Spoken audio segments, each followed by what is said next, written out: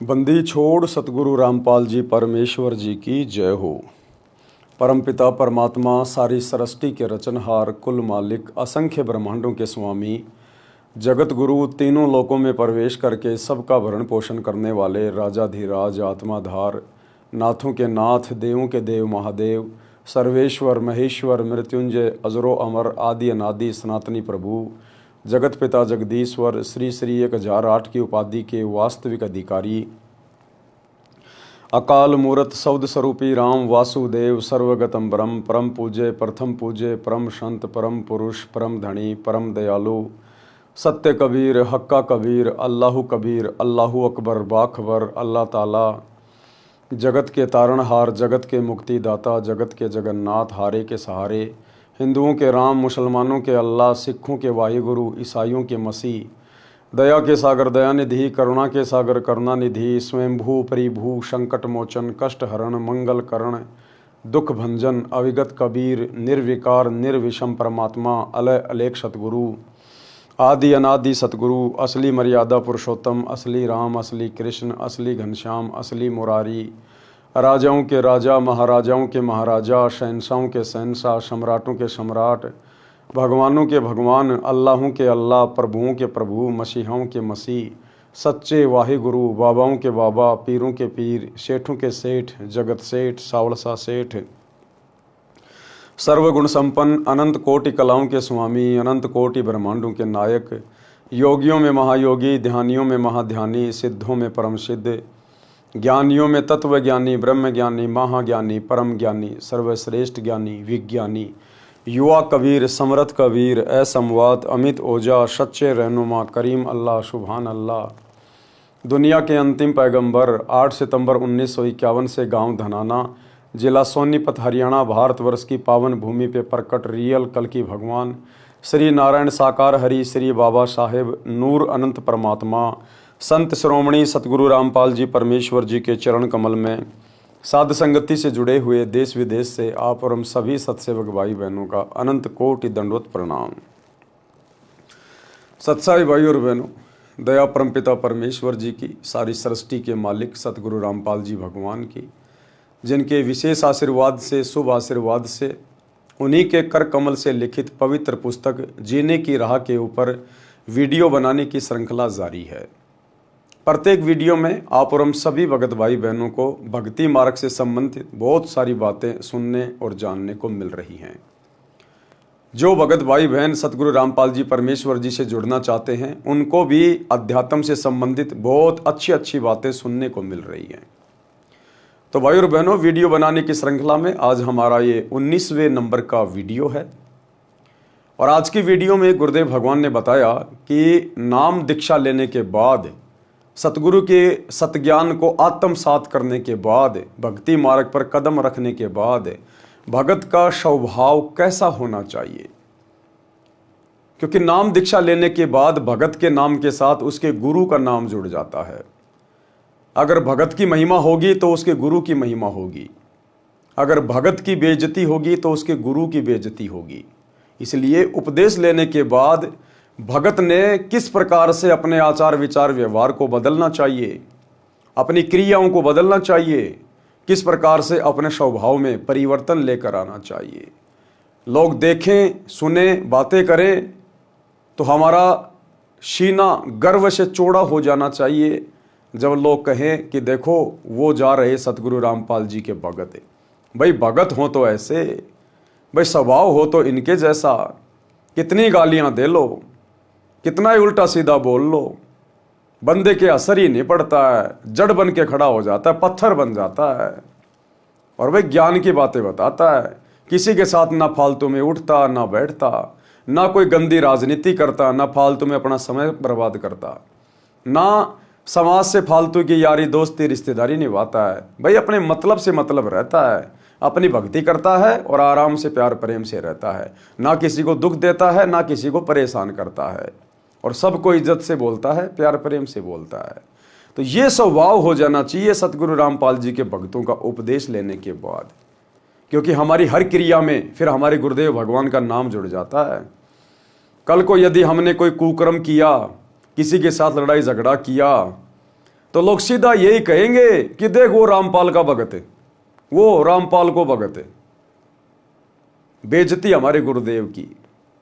तो वो भगत तो नरकगामी होगा, फिर नरकगामी, जिसकी किसी भी ऐसी क्रिया के कारण उसके गुरु को अपशब्द कहे। इसलिए हमने बहुत ही विचार करके भक्ति मार्ग पर आगे बढ़ना है और अपनी हर क्रियाओं को तथा अपने स्वभाव को चेंज करना होगा। तो आज की वीडियो में गुरुदेव ने हमें समझाया है कि भगत का स्वभाव कैसा हो। पवित्र पुस्तक जीने की राह, वीडियो नंबर 19, पेज नंबर 144। भगत का स्वभाव कैसा हो। अनुराग सागर के पेज नंबर 6 से वाणी नंबर 7 से 17। धर्मदास वचन, यानी धर्मदास जी ने जब कबीर परमात्मा उनको गुरु रूप में मिले, ज्ञान समझाया, तो धर्मदास जी ने पूछा कि हे गुरुदेव, हे परमेश्वर, भगत का स्वभाव कैसा होना चाहिए, भगत ने अपने जीवन में कैसा होना चाहिए। तो कबीर परमात्मा जी ने, जो कि धर्मदास जी के सतगुरु थे, उन्होंने क्या बताया। मर्तक भाव प्रभु कहो बुझाई, जाते मन की तपनी नशाई। हे परमात्मा, हे गुरुदेव भगवान, हमें बताइए कि मर्तक भगत के क्या लक्षण होते हैं, भगत को किस प्रकार से मर्तक भाव में आना चाहिए। के ही विधि मर्तक हो ये जीवन, कहो विलोय नाथ अमृत धन। कबीर वचन मर्तक के दृष्टांत उदाहरण।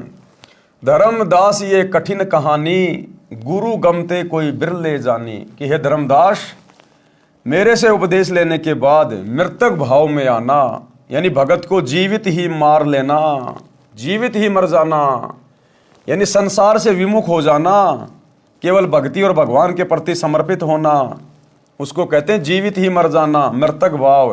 कहते हैं धर्मदास, ये बहुत कठिन कहानी है। भगत के द्वारा मृतक भाव पैदा करना इतना आसान नहीं है। गुरु से लगन कठिन है भाई, और जिसकी अपने सतगुरु से लगन लग गई वो तो जीवित ही मर गया, उसी को कहते हैं मृतक भाव। क्योंकि जिसकी सतगुरु से लगन लग जाएगी, तो सतगुरु से लगन तभी लगेगी जब संसार से उसकी लगन हटेगी, और संसार से लगन हटना ही जीवित मरना है।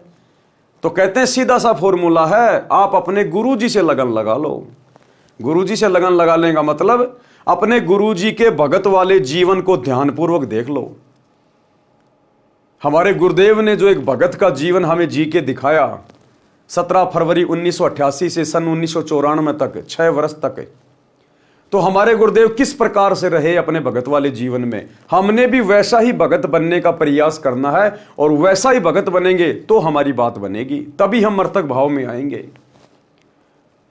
तो भक्ति मार्ग में आने के बाद हमारे गुरुदेव ने कभी कोई सांसारिक चौंचले नहीं किए। सबसे पहली बात, हमारे गुरुदेव कभी भी किसी शादी में, रिश्तेदारी में, जन्मदिन पे, मरण दिन पे, किसी भी फंक्शन में हमारे गुरुदेव कभी भी नहीं गए।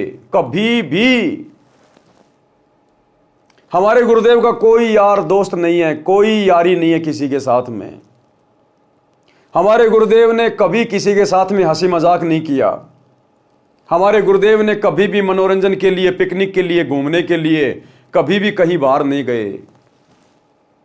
हमारे गुरुदेव ने कभी किसी से लड़ाई झगड़ा नहीं किया, मार पिटाई तो बहुत दूर की बात है। हमारे गुरुदेव ने कभी भी अपने भगत वाले जीवन में किसी के साथ में गुस्सा नहीं किया, वाद विवाद नहीं किया, लड़ाई झगड़ा नहीं किया। हमारे गुरुदेव ने कभी भी राजनीति नहीं करी, ना कभी हमारे गुरुदेव वोट डालने गए, ना कभी किसी राजनेता की रैली में गए, ना किसी राजनीतिक पार्टी को सपोर्ट किया। ना हमारे गुरुदेव ने कभी कोई गेम खेला, ना किसी के लिए कोई स्टेडियम बनवाया। ना हमारे गुरुदेव ने कोई सामाजिक यारी दोस्ती निभाई, कभी किसी समाज की मीटिंग में नहीं गए, किसी भी समाज की धर्मशाला नहीं बनवाई। हमारे गुरुदेव ने कोई जाति वाली सामाजिक प्रथा को नहीं निभाया। हमारे गुरुदेव ने बाहर जा जाके कभी भी अनुपासकों के लिए कोई भंडारे नहीं लगाए। हमारे गुरुदेव ने कभी भी कोई दातों का कैंप नहीं लगाया, आंखों का कैंप नहीं लगाया, देह दान का, रक्तदान का कैंप नहीं लगाया। हमारे गुरुदेव भगवान ने कभी भी आश्रमों में बकवादे नहीं करी, कभी आश्रमों में रंगोलियां नहीं बनाई, कभी भी आश्रमों को फूलों की तरह नहीं सजाया, मैरिज गार्डन की तरह नहीं सजाया। हमारे गुरुदेव ने कभी भी अपने आश्रम में कबीर जी का झोपड़ा नहीं बनाया, लहर तारा तालाब नहीं बनाया, जुलाहों का कुआं नहीं बनाया, कभी कोई प्रदर्शनियां नहीं लगाई। हमारे गुरुदेव मर्तक भाव में रहे कि इस गंदे लोक में और किस बात की सजावट, किस बात की खुशी। या तो गिन गिन के टाइम पास करना है, गिन गिन के टाइम पास रो रो के, कि ये परमात्मा कभी सौपन में भी कोई गलती ना हो जाए, आपके दिल को चोट ना पहुंच जाए। तो हमने उसी भाव से जीना पड़ेगा, अपने जीवन को ढालना पड़ेगा। मर्तक यानी आपने कभी भी सतगुरु रामपाल जी के जीवन में, जब से आप उनको जानते हो, आपने कभी भी उनको सामाजिक भाव में नहीं देखा, सांसारिक भाव में नहीं देखा, व्यर्थ में घूमते फिरते नहीं देखा। उसको कहते हैं मर्तक, जिसका इस संसार से कनेक्शन कट गया, उसको कहते हैं मर्तक। हमारे गुरुदेव कभी अपने गुरु भाइयों की बातों के ऊपर विश्वास करके कभी भी उन्होंने अपनी भक्ति का नाश नहीं किया, मर्यादा नहीं तोड़ी। हमारे गुरुदेव ने कभी किसी कोऑर्डिनेटर की बात नहीं मानी, दादा गुरु जी के समय भी तो थे। हमारे गुरुदेव ने ज्ञान को आधार बनाया। तो ये होता है मर्तक भाव, केवल अपने गुरु से नाता, गुरु के ज्ञान से नाता, दूसरा किसी से कोई रिश्तेदारी नहीं। कदम कदम पे ज्ञान को आधार बना के भक्ति मार्ग में आगे बढ़ना। तो ये सब कुछ हमने अपने गुरुदेव के भक्ति वाले, भगत वाले जीवन से समझना है। इसलिए कहते हैं गुरु से लगन कठिन है भाई। अगर मर्तक बनना है तो आपने अपने गुरुदेव के जैसा बनना पड़ेगा। गुरुदेव के प्रति समर्पित हो जाना, गुरुदेव की प्रत्येक मर्यादा में और आज्ञा में चलना, इसी को कहते हैं मर्तक बनना, मर्तक भाव। तो क्या कहा कबीर परमेश्वर जी ने धर्मदास जी से, धर्मदास ये कठिन कहानी कि धर्मदास मर्तक भाव पैदा करना भाई बहुत कठिन कार्य है, ऐरी गैरी आत्माओं के बस की बात नहीं है।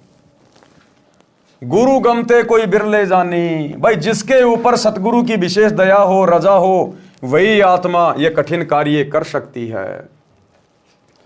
भृंगी का दृष्टांत उदाहरण, मर्तक होय के खोजई संता, शब्द विचार गह मगु अंता। जैसे भृंग कीट के पाशा, कीट गहो भृंग शब्द की आशा। गुरुदेव कह रहे हैं जैसे एक कीट पक्षी है, उसका नाम है भृंग, और वो किसी भी कीड़े को पकड़ के ले आता है और उसके पास में बैठ के और वो अपनी आवाज करता रहता, भृंग भृंग भृंग, और उसको वो अपने जैसा बना लेता, अपने जैसा। इसी प्रकार जो योग्य आत्मा होगी, जो अधिकारी आत्मा होगी, सतगुरु उसको तो अपने जैसा बना लेगा। उसमें तो सतगुरु अपने जैसे गुण डाल देगा, लक्षण डाल देगा। बाकी हर किसी के बस की बात नहीं है, क्योंकि हर कीड़ा भृंगी नहीं बन सकता। इसी प्रकार हर आत्मा, हर भगत मृतक नहीं बन सकता। शब्द घात करते ही मैं डारे, भृंगी शब्द कीट जो धारे। तब ले लो भृंगी निज गेहा, स्वाति दे की न्यू समदेहा। भृंगी शब्द कीट जो माना, वर्ण फेर आपन कर जाना। बिरला कीट जो होय सुखदाई, प्रथम आवाज गह चितलाई। यानी जो बिरला जो कीट होता है, बिरला जो कीड़ा होता है, वो उस भृंग की पहली आवाज से ही भृंग बन जाता है। अर्थात जो योग्य भगत होता है, सुयोग्य भगत होता है, वो तो सतगुरु की पहली चोट से ही भगत बन जाता है। सतगुरु के संकेतों को समझने लग जाता है। सतगुरु को ज्यादा प्रयास नहीं करना पड़ता उस भगत को अपने जैसा बनाने के लिए। बिरला कीट जो होय सुखदाई, प्रथम आवाज गह चितलाई। कोई दूजे कोई तीजे माने, तन मन रहित शब्द हित जाने। भृंगी शब्द कीट ना गही, तो पुनि कीट आश्रय रही। एक दिन कीट गहेसी भृंग भाषा, वर्ण बदले पूर्व आशा। मर्तक के और दृष्टांत अनुराग सागर के पेज नंबर 7 से वाणी नंबर 7 से 20। सुनहु संत यह मर्तक सुभाऊ, बिरला जीव पीव मगधाऊ। और सुनहु मर्तक का भेवा, मर्तक होय सतगुरु पद सेवा। यानी मर्तक होकर ही आप सतगुरु की पद्धति को भली भांति निभा सकते हो, आप सतगुरु के उस परम पद को प्राप्त कर सकते हो मर्तक भाव में आकर। ये मान बड़ाई अहंकार, जाटों से गले में माला डलवा के घूमना, 2 कोडी के राजनेताओं की रैलियों में धक्के खाना, अपने स्वार्थों में लिप्त होकर गांव वालों के लिए स्टेडियम बनाना, भक्तों को लूटने ठगने के लिए आश्रम को मनोरंजन का केंद्र बनाना, वो कभी भी मर्तक भाव में नहीं आ सकते। मर्तक छो तजे शब्द उर्धारे, छो तजे तो जीव उबारे। पृथ्वी का दृष्टांत फिर परमेश्वर ने बताया कि जिस प्रकार धरती, पृथ्वी, चाहे उसको कोई खोदो, चाहे कोई गड्ढा करो, चाहे कोई गंदगी डालो, चाहे कोई लैट्रिन डालो, पृथ्वी कभी कुछ नहीं बोलती, चसकती भी नहीं है। तो इसी प्रकार भगत को चाहे कोई इज्जत दे, चाहे कोई बेइज्जती करे, चाहे कोई अच्छा बोले, चाहे बुरा बोले, भगत के ऊपर कोई असर नहीं होना चाहिए। जस पृथ्वी के गंजन होई, चित अनुमान गहे गुण सोई। कोई चंदन कोई विष्टा डारे, कोई कोई कृषि अनुसारे। गुण अवगुण तिन सम कर जाना, तज विरोध अधिक सुख माना। ऊख का दृष्टांत यानी गन्ने को किस प्रकार से कोल्लू में डाला जाता है, उसको गर्म किया जाता है, किस प्रकार से उसका रस निकाला जाता है, वो चसकता भी नहीं है। तो एक के जैसा भगत ने बनना पड़ेगा, इतना सहनशील।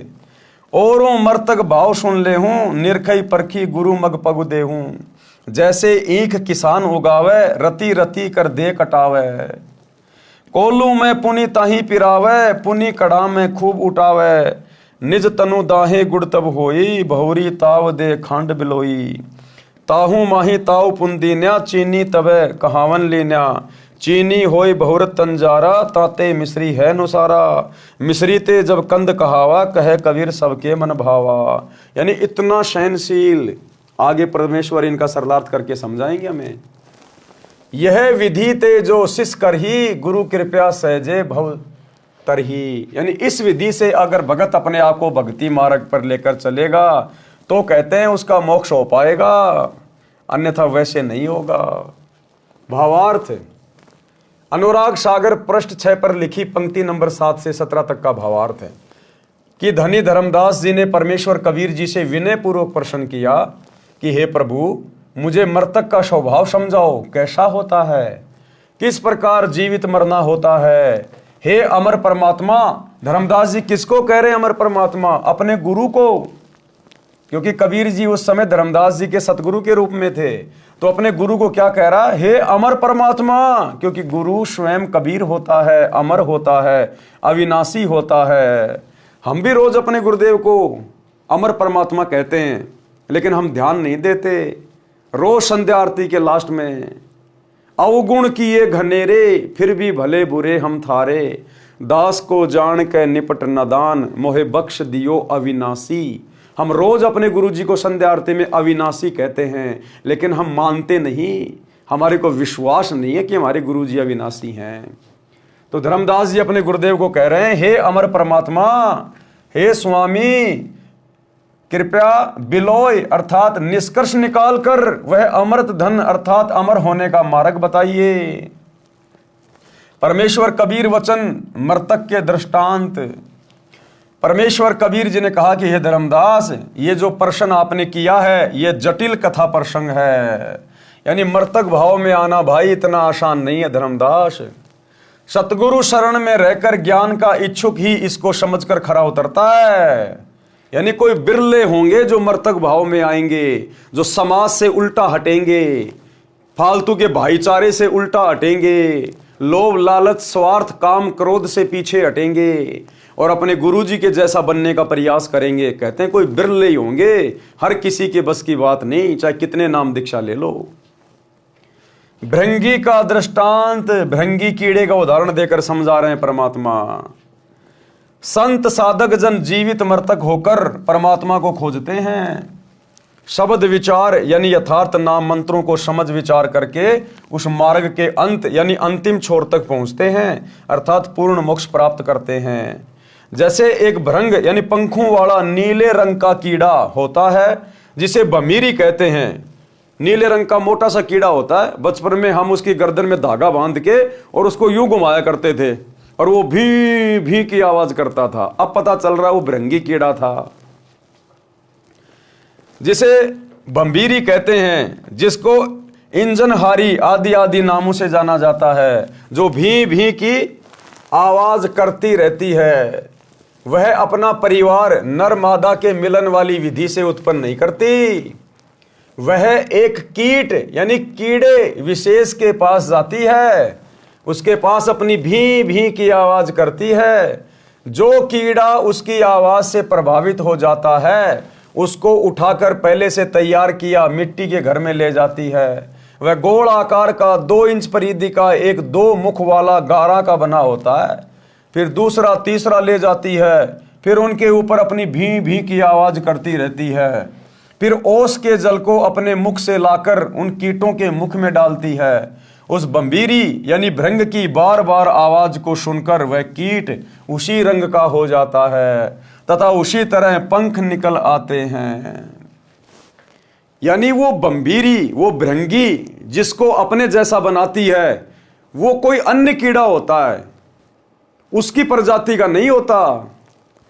क्योंकि वो बंबीरी कभी भी नर और मादा से बच्चे पैदा नहीं करती। वो अपनी भी की आवाज से अपने जैसे उनको बना लेती है।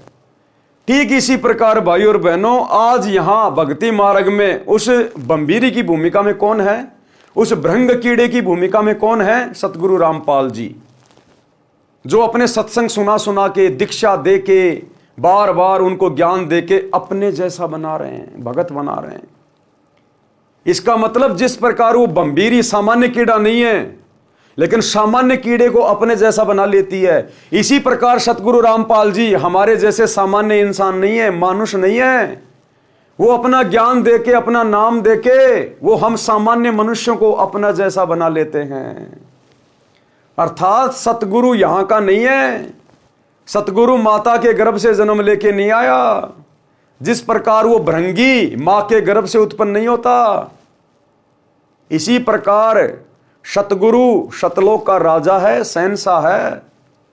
वो तो अपने जैसा हमें बनाना आया है और अपने सत्संग रूपी आवाज से भी करके, ज्ञान सुना सुना के वो हमें अपने जैसा बना रहा है सतलोक ले जाने के लिए। वह आवाज भी उसी की तरह भी करने लगता है। यानी कुछ दिनों बाद फिर वो भगत भी अपने सतगुरु से ज्ञान लेकर उसी की तरह अन्य को समझाने लगता है।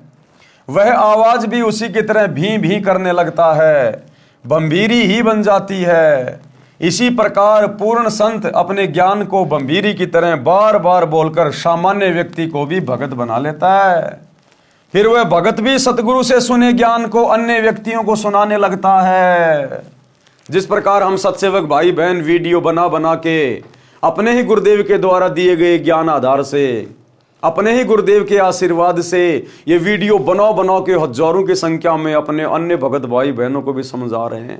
पूरे संसार के लिए वीडियो बना रहे हैं, विश्व हित में वीडियो बना रहे हैं। हमारा भी संसार से कोई लेना देना नहीं है, यारी दोस्ती रिश्तेदारी हम सत्सेवकों की नहीं है।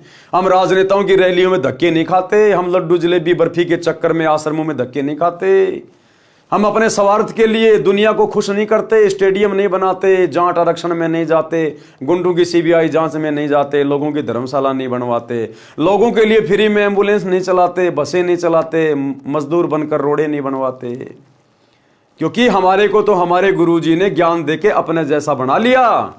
हमें समाज से कोई लोभ लालच नहीं है, हमें किसी का कोई डर नहीं है, कोई भय नहीं है। क्योंकि हम कोई फर्जी आश्रम नहीं चलाते, हम कोई धार्मिक धंधा नहीं करते, तो हमें कोई भय भी नहीं है। हमने किसी की चापलूसी करने की भी जरूरत नहीं है, राजनेताओं के तलवे भी चाटने की जरूरत नहीं है। तो गुरुदेव ने अभी तक केवल सत्सेवकों को अपने जैसा बनाया है। संसार की रीति रिवाजों को त्याग देने से अन्य व्यक्ति कहते हैं कि इसका रंग बदल गया, ये तो भगत बन गया। जैसे भृंग बंबीरी कीड़ों को अपनी आवाज सुनाती है तो कोई शीघ्र सक्रिय हो जाता है, कोई दूसरी कोई तीसरी बार कोशिश करने से मानता है। इसी प्रकार जब सतगुरु कुछ व्यक्तियों को अपना सत्संग रह रहकर सुनाते हैं तो कोई अच्छे संस्कार वाला तो शीघ्र मान जाता है, जिस प्रकार सत्सेवक भाई बहन तुरंत मान गए। कोई 1-2 बार फिर सत्संग सुनकर मार्ग ग्रहण कर लेता है, दीक्षा ले लेता है। कुछ कीट ऐसे होते हैं जो कई दिनों के पश्चात अपना स्वभाव बदलते हैं। यदि वह कीट भृंगी नहीं बना है और उस भृंग कीट की शरण में रहा है तो अवश्य एक दिन परिवर्तन होगा। परमेश्वर कबीर जी ने कहा है कि हे धर्मदास, यदि शिष्य इसी प्रकार गुरु जी के विचारों को सुनता रहेगा तो उस भृंग कीट की तरह प्रभावित होकर सांसारिक भाव बदलकर भगत बनकर हंस दशा को प्राप्त होगा। लेकिन भाई और बहनों, यहां तो 30-30 साल से सतगुरु की शरण में रहने के बाद भी भगत नहीं बदल रहे।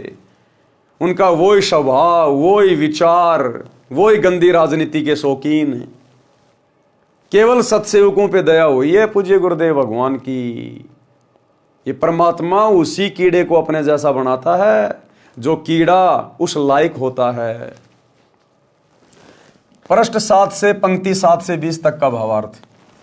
कबीर जी ने कहा है, हे संतो। कौन कबीर जी? सतगुरु रामपाल जी कबीर जी।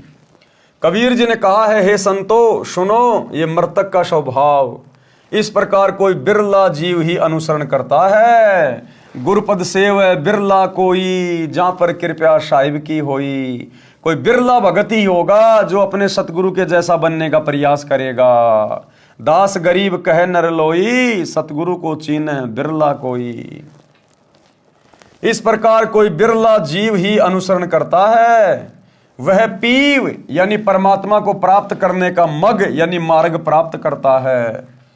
उपरोक्त यानी भ्रंग वाले उदाहरण के अतिरिक्त और सुनो मृतक का भाव, जिससे मृतक यानी जीवित मृतक होकर सतगुरु के पद यानी पद्धति के अनुसार साधना करता है।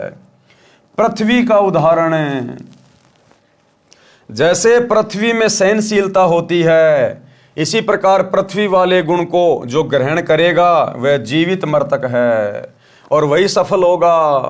पृथ्वी के ऊपर कोई बिष्टा यानी टट्टी करता है, डालता है, कोई खेती करता है तो कोई चीर फाड़ करता है, कोई धरती पूजन करता है।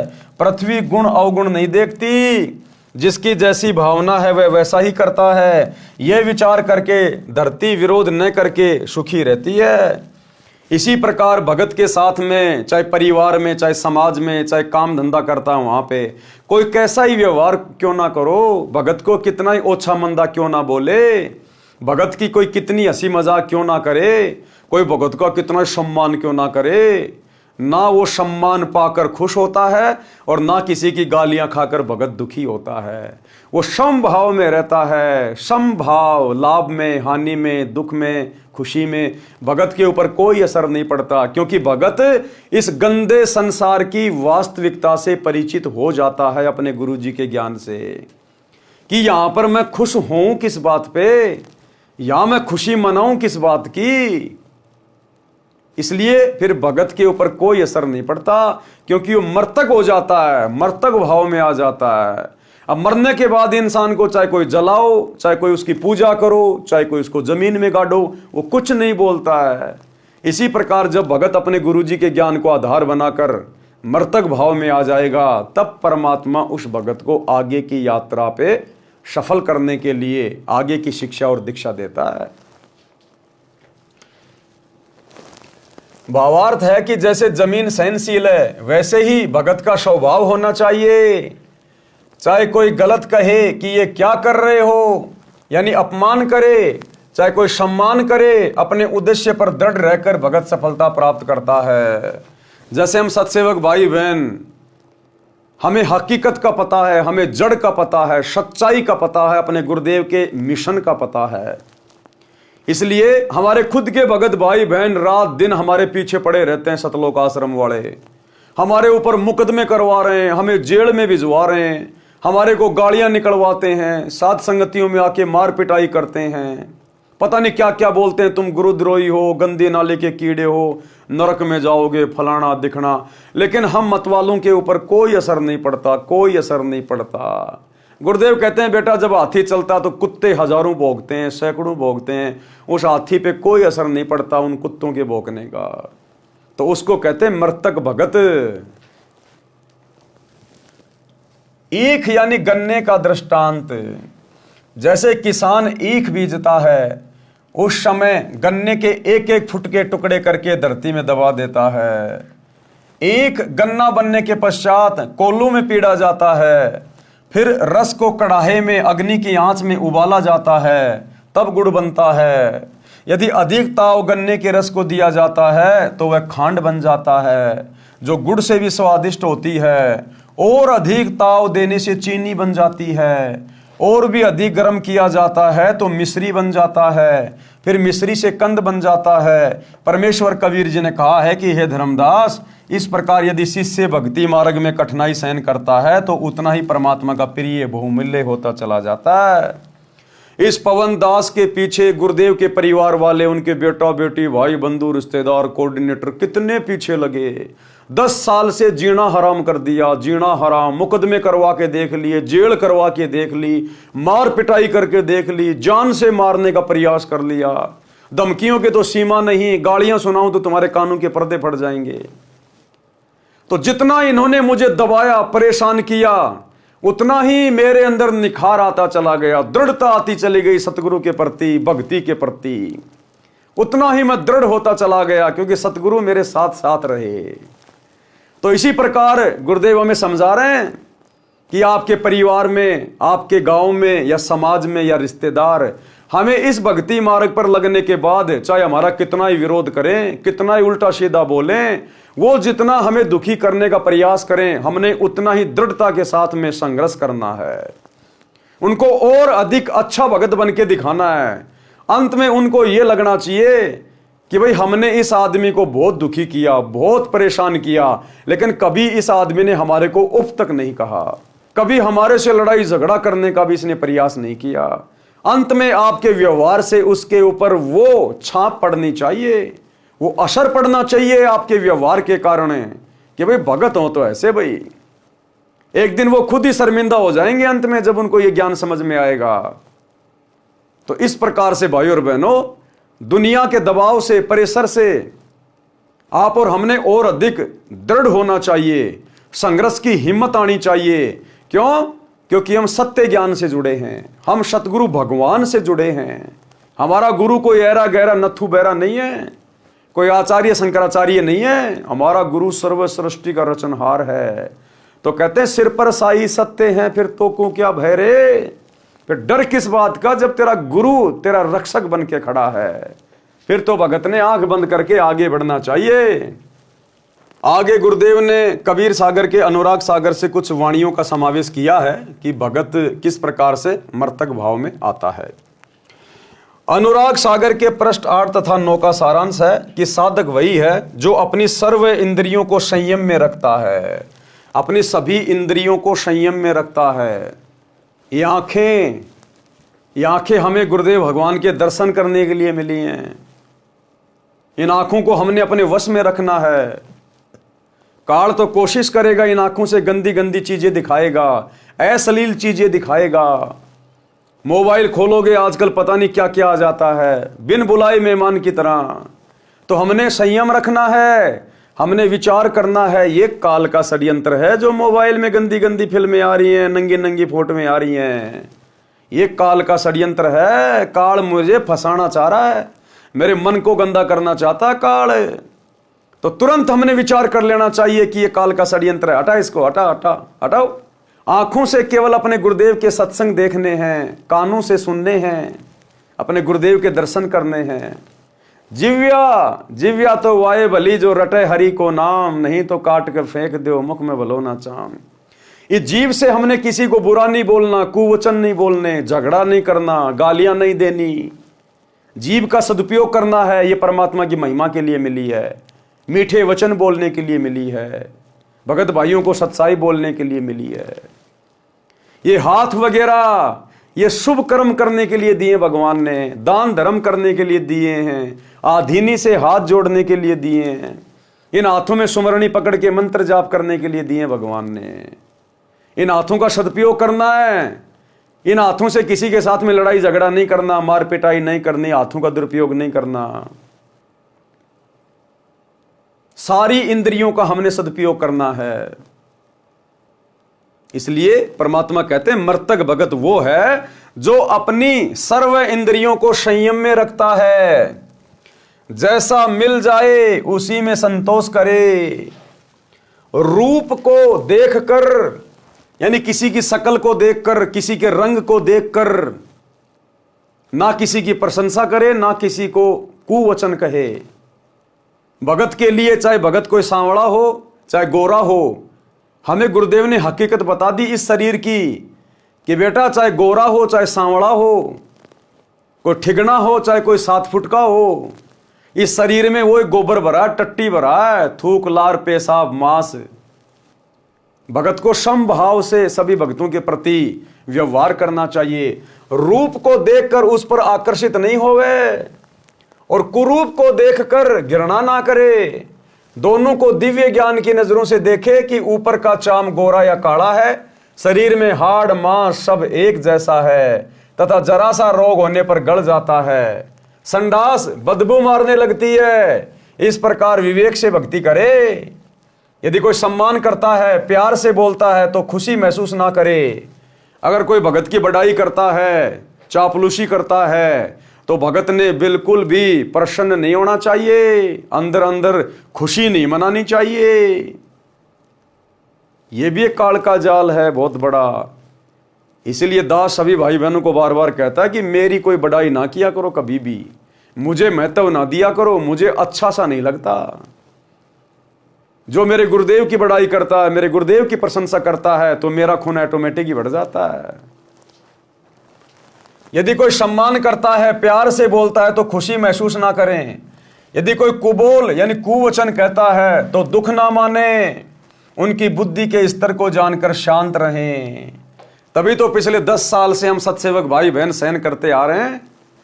साध संगतियों में आकर गुरुदेव के परिवार ने, इन कोऑर्डिनेटरों ने, आश्रम वाले भक्तों ने हमारे साथ में कितनी बदतमीजियां की, मार पिटाई, लड़ाई झगड़ा, पुलिस वालों को लेकर आ गए, पुलिस वालों को शराब पिला के भक्तों को पिटवा रहे हैं, मुकदमे करवा दिए, जेल में डलवा दिया, गालियों की सीमा नहीं। लेकिन किसी भी सत्सेवक भाई बहन के मुख से आपने एक भी गाली नहीं सुनी होगी, एक भी गाली। तो परमेश्वर अपने सत्सेवक बच्चों को धीरे धीरे साथ संगति से जोड़कर मर्तक भाव में ला रहे हैं। हमें उनकी बुद्धि के स्तर का पता है, इसलिए हम शांत हैं। उनकी बुद्धि के स्तर को जानकर शांत रहें। यदि कोई अच्छा भोजन, खीर खांड हलवा पूरी खिलाता है तो उसी कारण उसे प्रभावित ना हो, उसको उसका कर्म का फल मिलेगा। यदि कोई रूखा सूखा भोजन खिलाए तो उसको अधिक भाव से, प्रेम से खाना चाहिए। काम वासना, सेक्स को महत्व ना दें। क्या कह रहे हैं गुरुदेव? काम वासना यानी सेक्स को महत्व ना दें। बिल्कुल रिजेक्ट कर दिया परमात्मा ने। सबसे बड़ा रोग है, सबसे बड़ा रोग। कामी क्रोधी लालची, इनसे भक्ति ना होए, भक्ति करे कोई शूरमा, जात वर्ण कुल खोए। जिस दिन भगत साध संगति से जुड़ जाएगा और विषय वासना पे कंट्रोल कर लेगा, बिल्कुल दिल से त्याग देगा, उस दिन वो भगत सार नाम के योग्य होगा। उस दिन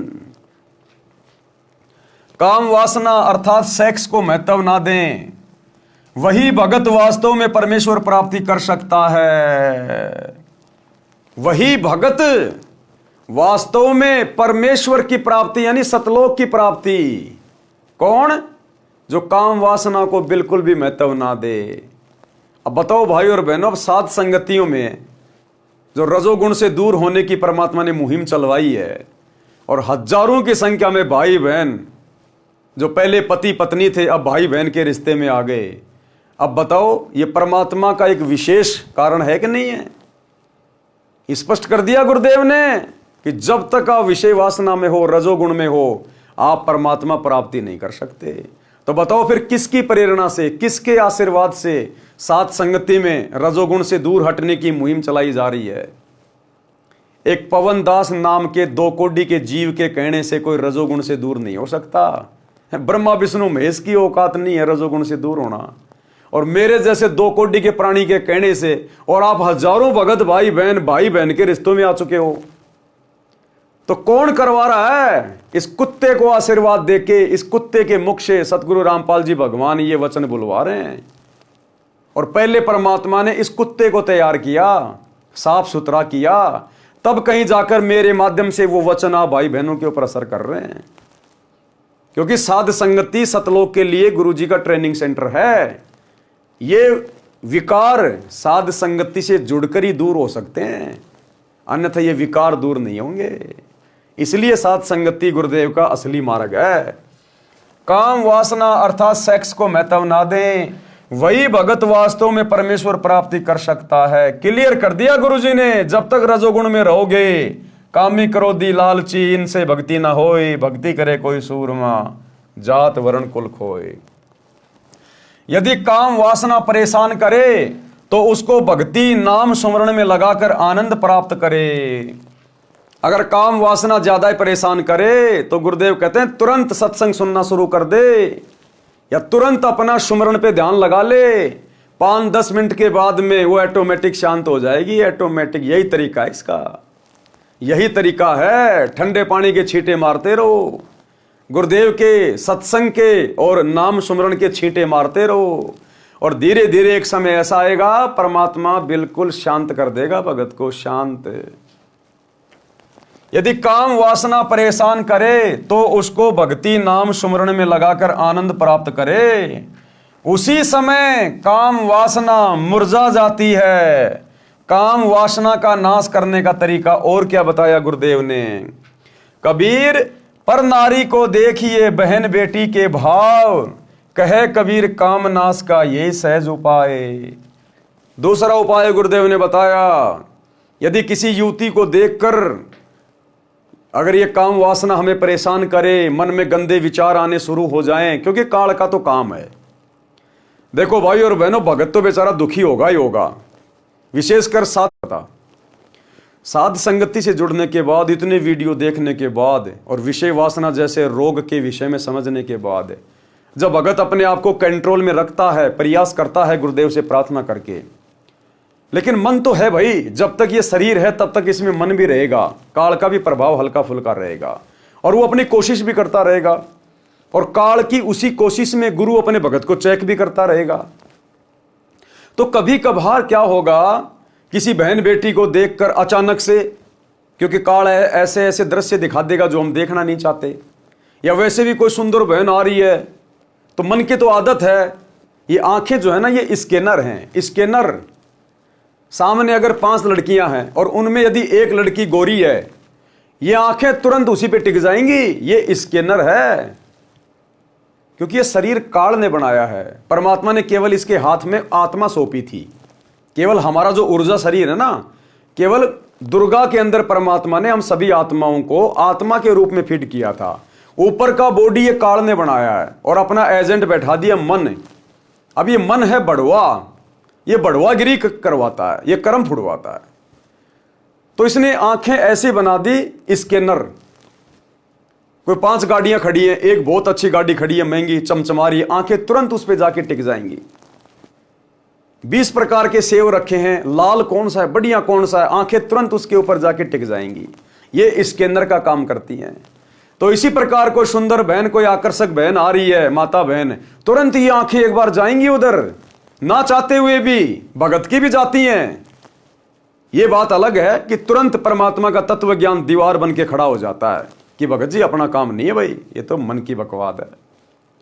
तो साथ संगति से जुड़ने के बाद जब भगत बेचारा प्रयास करता है विषय वासनाओं से दूर हटने के लिए, तो काल प्रेरणा से, मन के प्रभाव से कभी कभार इस प्रकार की यदि कोई हमारे सामने घटना हो जाए, अचानक से हमारा ध्यान यदि चला जाए, क्योंकि मन तो भटकाने का काम करेगा, तो भगत को बेचारे को दुख होता है, अंदर से बड़ा दुख होता है कि मैंने क्यों देखा।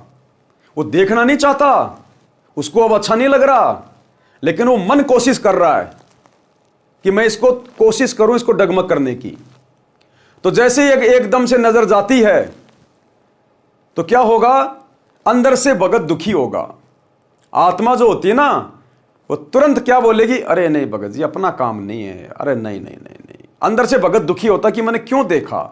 ऐसा महसूस होगा जैसे मेरा भक्ति बैलेंस डाउन होता जा रहा है, मेरा रिचार्ज खत्म हो गया उसको देखने मात्र से। भगत को बड़ा दुख होता है अंदर अंदर कि मैंने क्यों देखा, लेकिन वो भगत ने नहीं देखा, वो मन कोशिश कर रहा है भगत को डगमग करने की। तो परमेश्वर भी उसमें भगत की परीक्षा ले लेता है। फिर अगर मन ने कोशिश की, हमारी आंखें उधर गई, हमने देखा, और फिर हम मन लगा के देखने लग जाएं, हाँ भाई बहुत सुंदर है भाई, फिर हम गए काम से, फिर हम काम से गए। यदि हमारी आत्मा ने कोई विरोध नहीं किया और यदि हम मन की चाल में आके देखने लग गए, फिर हम गए काम से। इसका मतलब अभी आत्मा बहुत डाउन है, आत्मा बहुत डाउन है, मन तुम्हारा रिचार्ज है। तो जिस दिन सतगुरु की मर्यादाओं से हटकर ये काल हमसे कोई भी कैसा काम करवाए, प्रयास करे, और यदि हमारी आत्मा इसका विरोध करने लग जाए और आत्मा अंदर से दुखी हो कि ये क्यों हो रहा है, ऐसा नहीं होना चाहिए, गुरुजी ने मना कर रखा है, ये गलत बात है, तो समझो आप धीरे धीरे भगत बनने की प्रोसीजर में आगे बढ़ रहे हैं। आपके ऊपर सतगुरु के ज्ञान का असर हो रहा है, आपकी आत्मा रिचार्ज होके ऊपर उठ रही है, मन को रोक रही है, टोक रही है। तो ये पहचान होती है भाई और बहनों कि हमारी भक्ति चल रही है या फिर नहीं चल रही है। और कोई भी बकवाद वाला काम हो रहा है, कहीं कोई रागनी चल रही है, कोई फिल्मी गाना चल रहा है, हम भी पैर उठा के यूं करने लग गए। सामने से कोई बहन बेटी आ रही है, हम लगातार ही देखने लग गए। अरे पहली नजर तो जा सकती है, किसी पे भी जा सकती है, हमारी बस की बात नहीं है। अब देखना तो पड़ेगा, रोड पे चलेंगे तो कहते हैं पहली नजर इंसान की और दूसरी नजर फिर शैतान की। अगर पहली बार नजर गई और आत्मा ने कहा कि नहीं भगत जी क्या कर रहे हो, हटो यहां से, कुछ ही सेकंडों का काम होता है ये, जैसे देखा तुरंत नजरें हट जाएंगी हमारी, तुरंत गुरु जी का ज्ञान याद आ जाएगा। तो कहते हैं पहली नजर इंसान की, और यदि तूने उसमें इंटरेस्ट लेना शुरू कर दिया, दूसरी बार देखा, तीसरी बार देखा, मुड़ मुड़ के देखा उसकी ओर, फिर कहते हैं वो शैतान की नजर है, फिर काल का प्रभाव ज्यादा है। तो ये भगत का फॉर्मूला है अपने आप को चेक करने का। तो क्या कह रहे हैं गुरुदेव, उसी समय काम वासना मुरझा जाती है। कब? जब हम तुरंत गुरुदेव का सुमरण करने लग जाएं, कोई सत्संग सुनने लग जाएं। काम वासना नाश करने का अन्य तरीका, पर नारी को देखिए बहन बेटी के भाव, कहे कबीर काम नाश का ये सहज उपाय। जब भी मन बकवाद करे तो तुरंत सामने वाली को अपनी बहन या बेटी की दृष्टि से देखना चाहिए कि मेरे घर में भी तो मेरी माँ है, ऐसी तो है, इसके क्या कुछ अलग थोड़ी है। अरे इस बहन बेटी के कुछ अलग थोड़ी है, यही शरीर, यही स्तन, यही चेहरा, यही बाल, सब कुछ तो मेरी माँ के है, मेरी बहन के है, मेरी बेटी के है। जब घर में उनको देख के मेरे अंदर कोई आसक्ति नहीं आती, कोई विषय वासना नहीं जागती, तो ये भी तो मेरी बहन ही है। अरे हम सब सतलोक से तो आए हुए हैं, हम सब एक ही पिता की तो संतान हैं, ये भी तो मेरी बहन ही है। इस जन्म में नहीं हुआ तो क्या हुआ, सतलोक में तो मेरी बहन थी। इस जन्म से पहले ना जाने कितनी बार ये आत्मा मेरी बहन रह चुकी है, मेरी मां रह चुकी है। तो फिर गुरुदेव कहते हैं आपने इस भाव से भी इस मन पापी को रोकना चाहिए कि भैया सब एक जैसी हैं, ये भी मेरी बहन जैसी है, मेरी मां जैसी, इसमें क्या अंतर है बताओ। तो इस प्रकार से हमें थोड़ा प्रयास करना चाहिए। मोक्ष प्राप्ति का अन्य भाव, अनल यानी अलल पक्षी जैसा भाव। जैसे एक अनल पक्षी जिसको अलल पंख भी कहते हैं, आकाश में रहता था, अब नहीं रहता वो पक्षी। बहुत बड़ा बताया गुरुदेव ने, वो द्वापर युग तक था। उसके बाद में वातावरण में पोल्यूशन बहुत ज्यादा हो गया, जिस कारण से उसकी प्रजातियां नष्ट हो गई। वो हमेशा ऊपर आकाश में रहता था, उसके पंख बहुत बड़े बड़े बताए गुरुदेव ने, एरोप्लेन से भी बड़े बड़े पंख। वो एक बार अपने पंखों को फड़फड़ा के यूं कर लेता था तो कई दिनों तक वो वहीं पे स्थिर रहता था। वो तो परमात्मा की रजा है, मालिक ने जिसको जैसा कोई गुण दे रखा है वो तो वैसा ही होगा। और वो 5-5 हाथियों को एक बार में धरती से अपने पंजों में दबा के, चोंच में भर के और ऊपर लेके उड़ जाता था। इतना भारी पक्षी था वो द्वापर के अंत तक था। उसके बाद फिर वो पक्षी धीरे धीरे विलुप्त हो गया, क्योंकि पृथ्वी पर धीरे धीरे जंगल भी नष्ट हो गए। अब वो अंडा देता था वहां पर जहां पर केले के पेड़ होते हैं बहुत ज्यादा। अब आगे चल के लोगों ने जंगल काट दिए, जंगल हो गए नष्ट। अब वो अंडा ऊपर से गिरे, गिरते ही बेचारा फूट जाए, वो अलल पक्षी का बच्चा बेचारा वहीं मर जाए। तो जिस कारण से वो प्रजाति नष्ट हो गई। जैसे एक अनल पक्षी आकाश में रहता था, ये पक्षी अब लुप्त हो चुका है। इसके 4 पैर होते थे, आगे वाले छोटे और पीछे वाले बड़े। इसका आकार बहुत बड़ा होता था, लंबे लंबे पंख होते थे। पूरा पक्षी यानी युवा पक्षी 4 हाथियों को एक साथ उठाकर आकाश में अपने परिवार के पास ले जाता था। अब सोचो 4-4 हाथियों को जो पक्षी एक बार में लेके उड़ जाए, वो कितना बड़ा होगा, कितना ताकतवर होगा। अनल पक्षी ऊपर वायु में रहता था, वहीं से मादा अनल अंडे उत्पन्न कर देती थी। वह अंडे उस स्थान पर छोड़ती थी जहां केले का वन होता था। केड़े एक दूसरे में फंसकर गहरा वन बना लेते थे। हाथियों का झुंड, समूह यानी सैकड़ों हाथी भी केले के वन में रहते थे, क्योंकि हाथी केले के पेड़ को खा जाता है तथा केले के पेड़ों पर ही लेट जाता है, मस्ती करता रहता है। अलल पक्षी का अंडा वायुमंडल से गुजरकर नीचे पृथ्वी तक आने में हवा के घर्षण से पककर बच्चा तैयार हो जाता था। यह प्रोसीजर है जो परमात्मा ने सेट कर रखी है कि जैसे ही आकाश से वो अंडा मादा छोड़ेगी, वो अंडा नीचे आएगा और नीचे आते समय बीच में हवा के घर्षण से वो अंडा पक जाता था, बच्चा उसमें तैयार हो जाता था। वह अंडा केले के पेड़ों के ऊपर गिरता था। केले के पेड़ों की सघनता के कारण वह अंडा क्षतिग्रस्त नहीं होता था, अर्थात उसको कोई नुकसान नहीं पहुंचता था। केवल इतनी गति से केले के पेड़ों को तोड़कर पृथ्वी पर गिरता था कि अंडा फूट जाए। अंडे का आकार बहुत बड़ा होता था, उसका कवर भी सख्त मजबूत होता था। बच्चे के बचाव के लिए अंडे के कवर तथा बच्चे के बीच में गद्देदार पदार्थ होता था जो पृथ्वी के ऊपर गिरते समय बच्चे को चोट लगने से बचाता था। देखो, इस परमात्मा ने हर प्राणी की सुरक्षा का इंतजाम कर रखा है। ये बंदी छोड़ने हर प्राणी की। अनल पक्षी का बच्चा पृथ्वी पर अन्य पक्षियों के बच्चों के साथ रहता था। यानी परमात्मा हमें उदाहरण दे रहे हैं, भूलना नहीं चाहिए कि भगत ने कैसा होना चाहिए, मर्तक भगत के क्या लक्षण हैं। तो एक उदाहरण है अनल पक्षी के बच्चे का। अब वो बच्चा अपने माता पिता से ऊपर से नीचे आया। अब उस बच्चे को यह भी नहीं पता, क्योंकि अंडा तो नीचे आके फूटा, अब उसको तो यह भी नहीं पता तेरे माता पिता कौन है, कहां है, लेकिन ऑटोमेटिक उसका ध्यान ऊपर अपने माता पिता की तरफ रहता है। एक क्षण भी वो बच्चा ध्यान से दूर नहीं होता। वो बाकी जंगल में बाकी पक्षियों के साथ में खेलता है, रहता है, खाता है, लेकिन उसकी सुरती ऊपर रहती है कि ये मेरा देश नहीं है, ये मेरे रहने की जगह नहीं है, मुझे यहां नहीं रहना, मुझे एक दिन जाना है मेरे माता पिता के पास। वो जाने की तैयारी करता है, अच्छा खासा खाता है, पीता है, मजबूत हो जाता है, कई बार ऊपर तक उड़ उड़ के देखता है और अंत में लेके 4 हाथियों को और फिर उड़ जाता अपने माता पिता के पास। तो अब हमें सतगुरु ने आके समझा दिया कि बच्चों, तुम सतलोक से नीचे गिरे हो, तुम इस काललोक के नहीं हो, तुम सतलोक से नीचे गिरे हो। तुम्हारा परमात्मा कबीर भगवान है और अब तुम्हें आके जानकारी दे दी गई, सृष्टि रचना बता दी, तुम्हें रास्ता बता दिया है। अब बढ़िया से भक्ति की खुराक खाओ, मर्यादा मत तोड़ो और संसार से लगन मत लगाओ। यारी दोस्ती रिश्तेदारी में, घर परिवार के मोह ममता में मत पड़ो। जिस प्रकार वो अनल पक्षी का बच्चा पक्षियों में रहता है, खेलता है, खाता है, लेकिन उसकी सुरती ऊपर रहती है। वो उन दोस्तों के अंदर लगाव नहीं लगाता, उसका कोई मोह नहीं होता। उसको पता है कि ये मेरे साथी नहीं है, मुझे तो ऊपर जाना है, मेरे माता पिता ऊपर हैं। तो इसी प्रकार सतगुरु से ज्ञान लेने के बाद अब हमने ज्यादा लगाव संसार से नहीं रखना। अपने बेटा बेटी से, बच्चों से, पोता पोतियों से हमने विशेष मोह नहीं रखना, मोह ममता में नहीं पड़ना। हमारी सुरती, हमारा ध्यान पल पल ये होना चाहिए, मैंने तो सतलोक जाना है, गुरुजी क्या समझाते हैं, गुरुजी क्या समझाते हैं। अगर काल ने तुझे यहीं रख लिया तो बेटा फिर तू जन्म दर जन्म, जन्म दर जन्म यहीं धक्के खाता रहेगा, उलझा देगा। तो भगत कहते हैं संसार में रहे, अपना काम धंधा भी करे, सबसे मीठा बोले, परिवार में प्रेम से रहे, लेकिन ममता किसी से नहीं।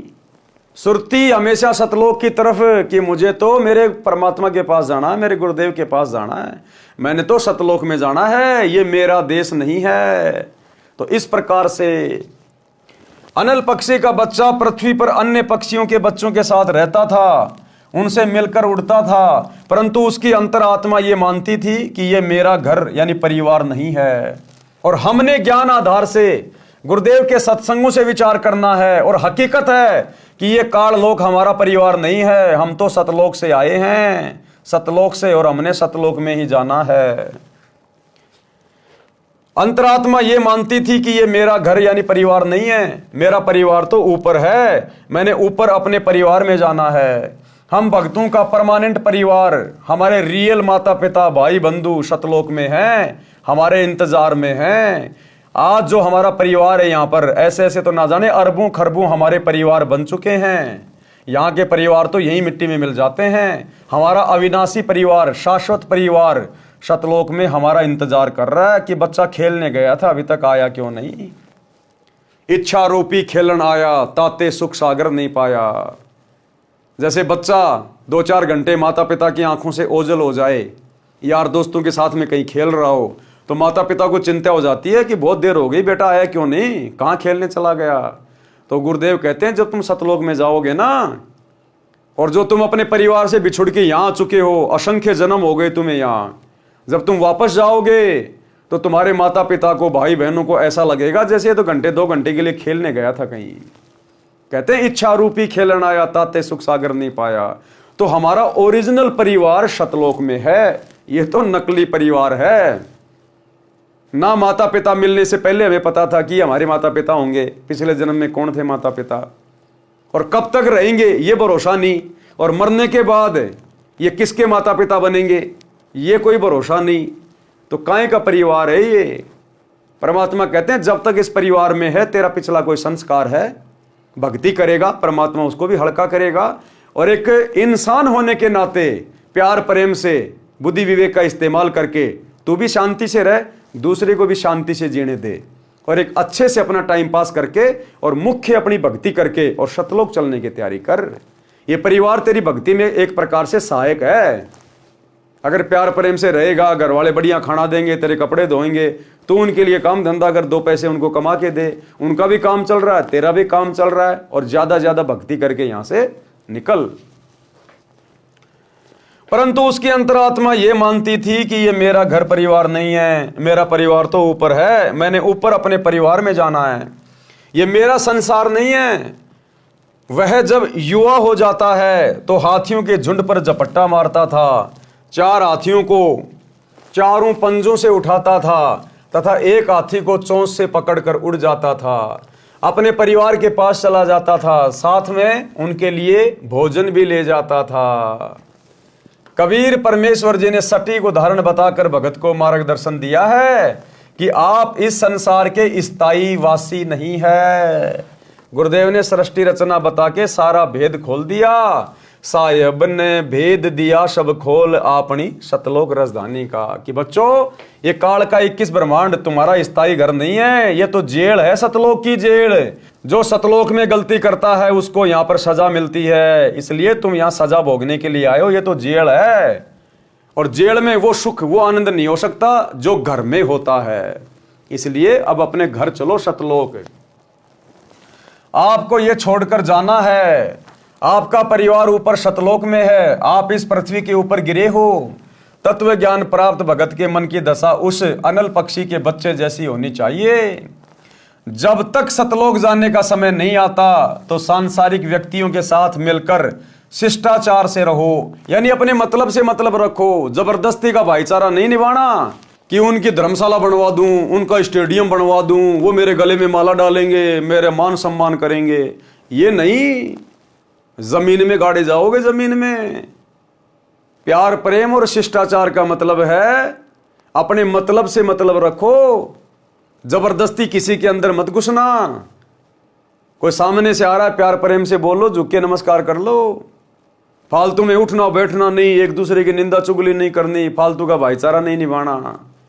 परमात्मा कहते हैं दुनिया से ती दोस्ती पड़े भजन में भंग, एका एकी राम से या साधु के संग। सुनिए कबीरा दुनिया से ती दोस्ती ओए भजन में भंगे, एका एकी राम से कै साधु के संगे। बिना सत्संगी के पास बैठने में भी आपको पाप लगेगा, आपका भजन भंग हो सकता है। तो इसलिए बताया या तो अपने सत्संगी दौरे जा बैठे या फिर अपना नाम पर लगा रहे। अगर आप किसी दूसरे के पास बैठोगे हुक्का पाड़ पे तो जानते ने कहा लो पी लो मेरे यार, तो उन्होंने कहेगा ना मन तो छोड़ दिया। क्यों क्या हो गया भाई, नाम ले लिया, ओ तुरे सोचू खा कर बिल्ली ने कहा आज करन चाली, यानी 36 ताने मारेगा और फिर नो कहा भाई काल न तो दरवट्टी भी छुटवाओगे तेरी, यो नारायण सत्संग देखा। तो आपके मन में विक्षेप हो सकता है, 1 दिन में, 2 दिन में, 3 दिन में, तो जरूर अपना रंग वो चढ़ा कर मानेगा। तो इस करके उड़ा बैठे नहीं उस दौरे, रा अपना सत्साहिब कर उठ कर चलता बना। कोई प्रेमी दौरा बैठे, प्रेमी नहीं है तो अपनी कैसेट ला ले, कैसेट भी नहीं है तो अपना नाम सुमन लाग जा, खेत में चला जा, घूमे जा, भजन करें जा, अपना डोला पर कहंडे जा, वैसे बैठ कर ले जा, डेके में धूप में कोठड़े का गए अपनी चारपाई ना कर। तो कहते हैं कबीरा रसरी पाँव में के सोवै सुख चैन, यो श्वास नंगारा कूच का तेरा बाज रहा दिन रहने। तो इस प्रकार भाई और बहनों, हमने गुरुदेव के प्रत्येक वचन को आधार बनाकर और भक्ति मार्ग पे सावधानी से चलना है। चलते समय इनमें कोई लगाव नहीं रहना चाहिए। अब चलते समय लगाव तो उस समय नहीं बनेगा जब हम जीते जीव कोई विशेष लगाव नहीं बनाएंगे। कोई हमारा बेस्ट फ्रेंड नहीं होगा तो चलते समय बेस्ट फ्रेंड याद आएगा नहीं। भगत का कोई फ्रेंड होता ही नहीं। बच्चों में, बेटा बेटी में, पोता पोतियों में हमारा कोई विशेष मोह ममता नहीं होगी तो चलते समय कोई विशेष लगाव बनेगा नहीं। और बेटा बेटियों में उलझा रहा, उनको मास्टर हेडमास्टर बनाने की चिंता में लगा रहा, पोता पोतियों को चिपका के रहता है छाती से 24 घंटे, हाय मेरा लल्ला, हाय मेरा पिल्ला। भाई वो लल्ला पिल्ला अंत समय में यहीं पे उलझा के रख लेंगे। तेरी जिम्मेदारी है बुढ़ापे में उनको खिला, धूप में बैठ के आराम से। अब खिलाएगा नहीं तो तेरे को टुकड़े नहीं मिलेंगे, तो बस उनको खिला, वो मजदूरी कर, नौकरी कर, उनको चुम्मा चाटी ज्यादा मत कर, आवश्यकता से ज्यादा उनको सिर पे मत चढ़ा। ये लल्ला पिल्ला अंत में यही रोक के रख लेंगे। तो परमात्मा कहते हैं अपनी जिम्मेदारियों तक सीमित रहो, बाकी अपना सुरती अपने परमात्मा में रखो। चलते समय इनमें कोई लगाव नहीं रहना चाहिए। अपनी नाम सुमरण की कमाई तथा पुण्य धर्म की कमाई साथ लेकर उड़ जाना है। अपने परिवार के पास अपने निज घर सतलोक में जाना है। अनुराग सागर के पेज नंबर 152 का सारांश। इस पृष्ठ पर परमेश्वर ने शरीर के अंदर का गुप्त भेद बताया है। इस मानव शरीर में 72 नाड़ियां हैं, उनमें 3 ईड़ा, पिंगला, सुषमना मुख्य है, फिर एक विशेष नाड़ी है ब्रह्मरंध्र। परमेश्वर कबीर जी ने बताया है कि धर्मदास मन ही ज्योति निरंजन है। सारी बकवाद कौन करवाता है? मन। ये मन ही काल है, मन ही ज्योति निरंजन है। और मन के ऊपर कंट्रोल हो, यही सतगुरु चाहते हैं कि हम अपने मन पे कंट्रोल करें। जब मन पे कंट्रोल होगा तभी हम काम, क्रोध, लोभ, मोह, अहंकार वाली स्थिति से दूर हट सकते हैं। और इससे हटे बिना हम भगत नहीं बन सकते। और ये हटेगा गुरु को परमात्मा मानकर भक्ति करने से, गुरु के प्रति समर्पित होकर भक्ति करने से। परमेश्वर कबीर जी ने बताया है कि धर्मदास मन ही ज्योति निरंजन है। इसने जीव को ऐसे नचा रखा है जैसे बाजीगर बंदर को नचाता है। इस शरीर में 5 तत्व, 25 प्रकृति तथा 3 गुण काल के 3 एजेंट हैं। जीव को धोखे में रखते हैं। इस शरीर में काल निरंजन तथा जीव दोनों ही मुख्य भूमिका में हैं। काल निरंजन मन रूप में सब पाप करवाता है, पाप जीव के सिर रख देता है। अनुराग सागर के पेज नंबर 153 का सारांश। काल ने ऐसा धोखा कर रखा है कि जीव परमेश्वर को भूल गया है। लेकिन भाई हमें तो गुरुदेव ने समझा दिया। आकर परमेश्वर ने सृष्टि रचना के माध्यम से पूरी जानकारी दे दी कि मन कौन है, क्या भुला दिया, क्या तुम्हें याद रखना चाहिए था, क्या याद करोगे तब तुम जाकर सफल होगे। मन कैसे पाप पुण्य करवाता है। मन ही काल कराल है, यह जीव को नचाता है। सुंदर स्त्री को देखकर उससे भोग विलास करने की उमंग मन में उठाता है। मन में गंदी भावना, अश्लील भावना कौन उठाता है? मन। ये काल किसी सुंदर बहन बेटी को पहले दिखाएगा, फिर उसके प्रति आकर्षण पैदा करेगा, मन में गंदे गंदे अश्लील भाव पैदा करेगा। क्यों? क्योंकि इसकी यही तो खुराक है। अरे इसको यही तो श्राप लगा है मैल खाने का, ये गंध खाने का ही तो इसको श्राप है।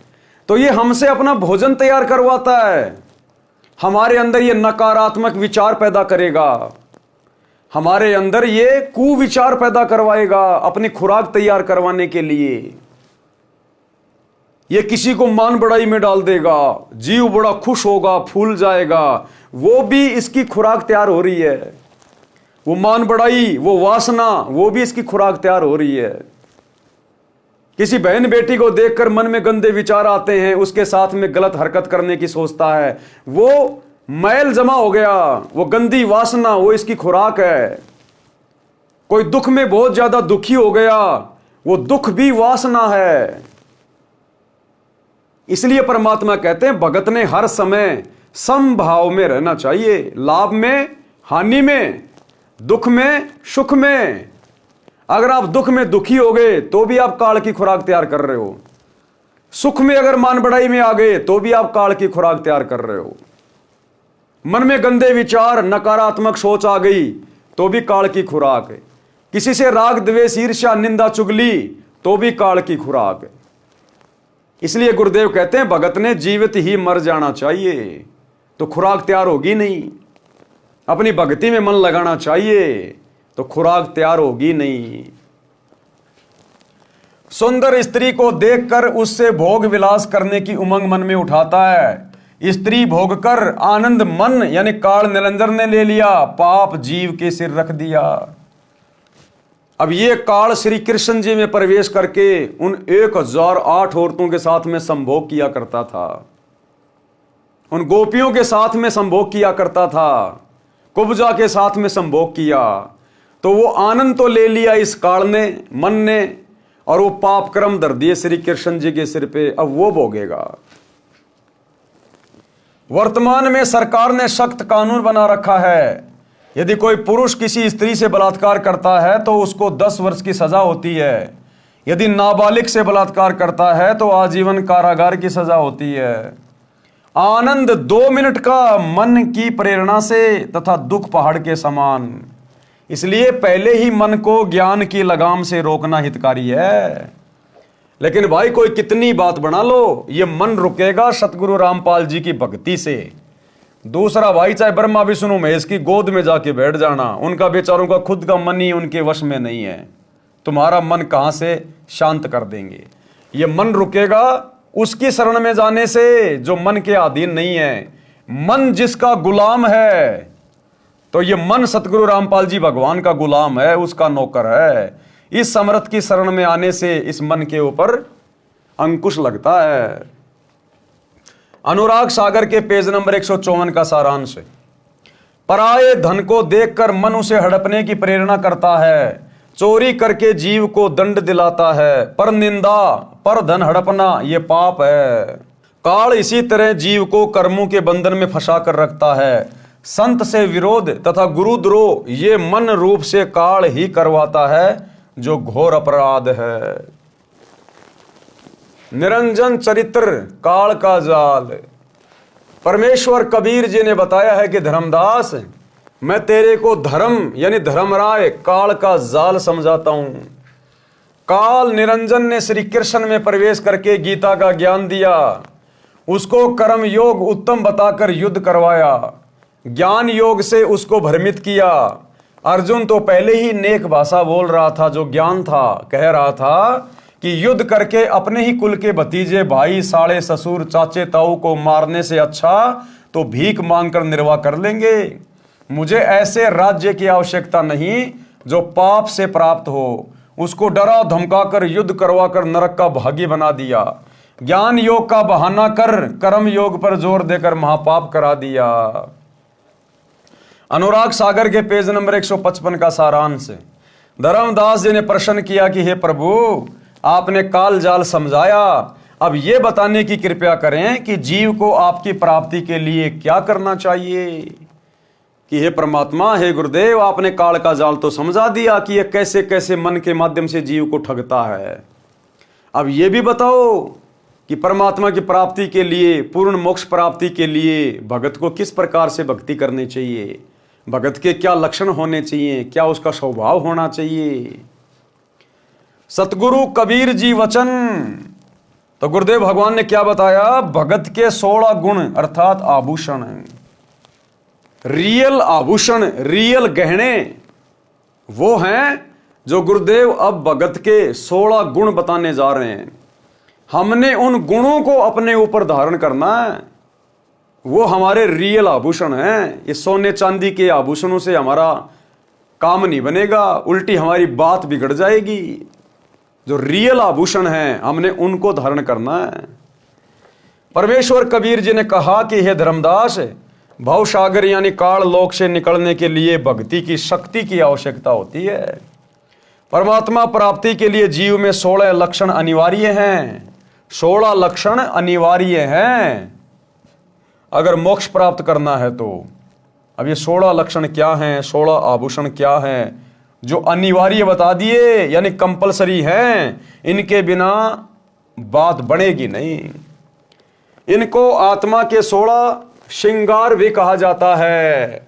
नंबर 1 ज्ञान, विवेक, सत्य, संतोष, प्रेम भाव, धीरज, निर्शोधा, दया, अक्षमा, शील, निष्कर्मा, त्याग, वैराग, शांति निज धर्मा, भक्ति कर निज जीव उबारे, मित्र सम सबको चित धारे। भावार्थ, परमात्मा प्राप्ति के लिए भगत में कुछ लक्षण विशेष होने चाहिए। ये 16 आभूषण अनिवार्य हैं। नंबर 1 तत्व ज्ञान। तत्व ज्ञान यानी गुरुदेव भगवान के द्वारा दिए गए ज्ञान को उनकी मर्यादा में रहकर अपने ऊपर धारण करे, उसका अनुसरण करे, गुरुदेव की प्रत्येक आज्ञा में चले, सांसारिक भाव में ना चले। विवेक, उस ज्ञान को अपने ऊपर उसी समय धारण कर पाएंगे जब हम बुद्धि विवेक का इस्तेमाल करेंगे, सोच समझ कर चलेंगे, मन की चाल को समझेंगे। मेरा हित कहाँ है, मेरा अहित कहाँ है, तो हमने विवेक को भी साथ साथ में रखना है। सत्य भाषण, परमात्मा के दिए में संतोष करें, परमात्मा के दिए में संतोष करें। पर धन और पर नारी को जहर के समान समझें। गुरुदेव कह रहे हैं पर धन और पर नारी को जहर के समान समझें। जैसा गुरुदेव ने आपको परिवार दे दिया, जैसा आपको रोजगार दे दिया, जैसा आपको शरीर दे दिया, जैसा आपको रूप दे दिया, जैसे आपको बेटा बेटी दे दिए, कहते हैं उन्हीं में संतोष करो। दूसरे की देखा देखी अपने आप को असंतुष्ट मत करना। जो तेरे भाग्य में है वही दिया तुझे परमात्मा ने, तेरे साथ कोई धोखा नहीं किया। और उसको परमेश्वर की इच्छा जाने, प्रेम भाव से भक्ति करें तथा अन्य से भी मीठी भाषा में बात करें। धैर्य रखें, सतगुरु ने जो ज्ञान दिया है उसकी सफलता के लिए हौसला रखें, फल की जल्दबाजी ना करें। पिछले से पिछले वीडियो में परमात्मा ने धैर्य और विश्वास के ऊपर कितनी बढ़िया बढ़िया बातें लिखी हैं जो आप लोगों को समझाई गई। तो परमात्मा कहते हैं भक्ति लेने के बाद में भगत को धैर्य रखना चाहिए, फल की जल्दबाजी नहीं करनी चाहिए। परमात्मा अंतर्यामी है, सब कुछ देख रहा है। जैसी भक्ति करोगे, जैसा मर्यादा निभाओगे, वैसा ही तुम्हें रिजल्ट गुरुदेव देते रहेंगे। किसी के साथ दगा यानी धोखा नहीं करें, दया भाव रखें। भगत तथा संत का आभूषण क्षमा भी होता है। अगर कोई हमें उल्टी सीधी बात बोल दे, ओछी मंदी बात बोल दे, नाराज होके 2 थप्पड़ मार दे, तो हमने उसको क्षमा कर देना चाहिए। उसके प्रति मन में कोई राग द्वेष नहीं रखना चाहिए। शत्रु को भी क्षमा कर देना चाहिए, क्योंकि भगत का कोई शत्रु है ही नहीं। और अगर भक्ति में आने के बाद भी हम किसी को अपना शत्रु समझेंगे या अपना कोई विशेष कोई मित्र समझेंगे, तो भी हम भगत नहीं है, तो भी हमारी बात नहीं बनेगी। परमात्मा कहते हैं एक शत्रु एक मित्र है, भूल पड़ी रे प्राणी, और यम की नगरी जाएगा शब्द हमारा मानी।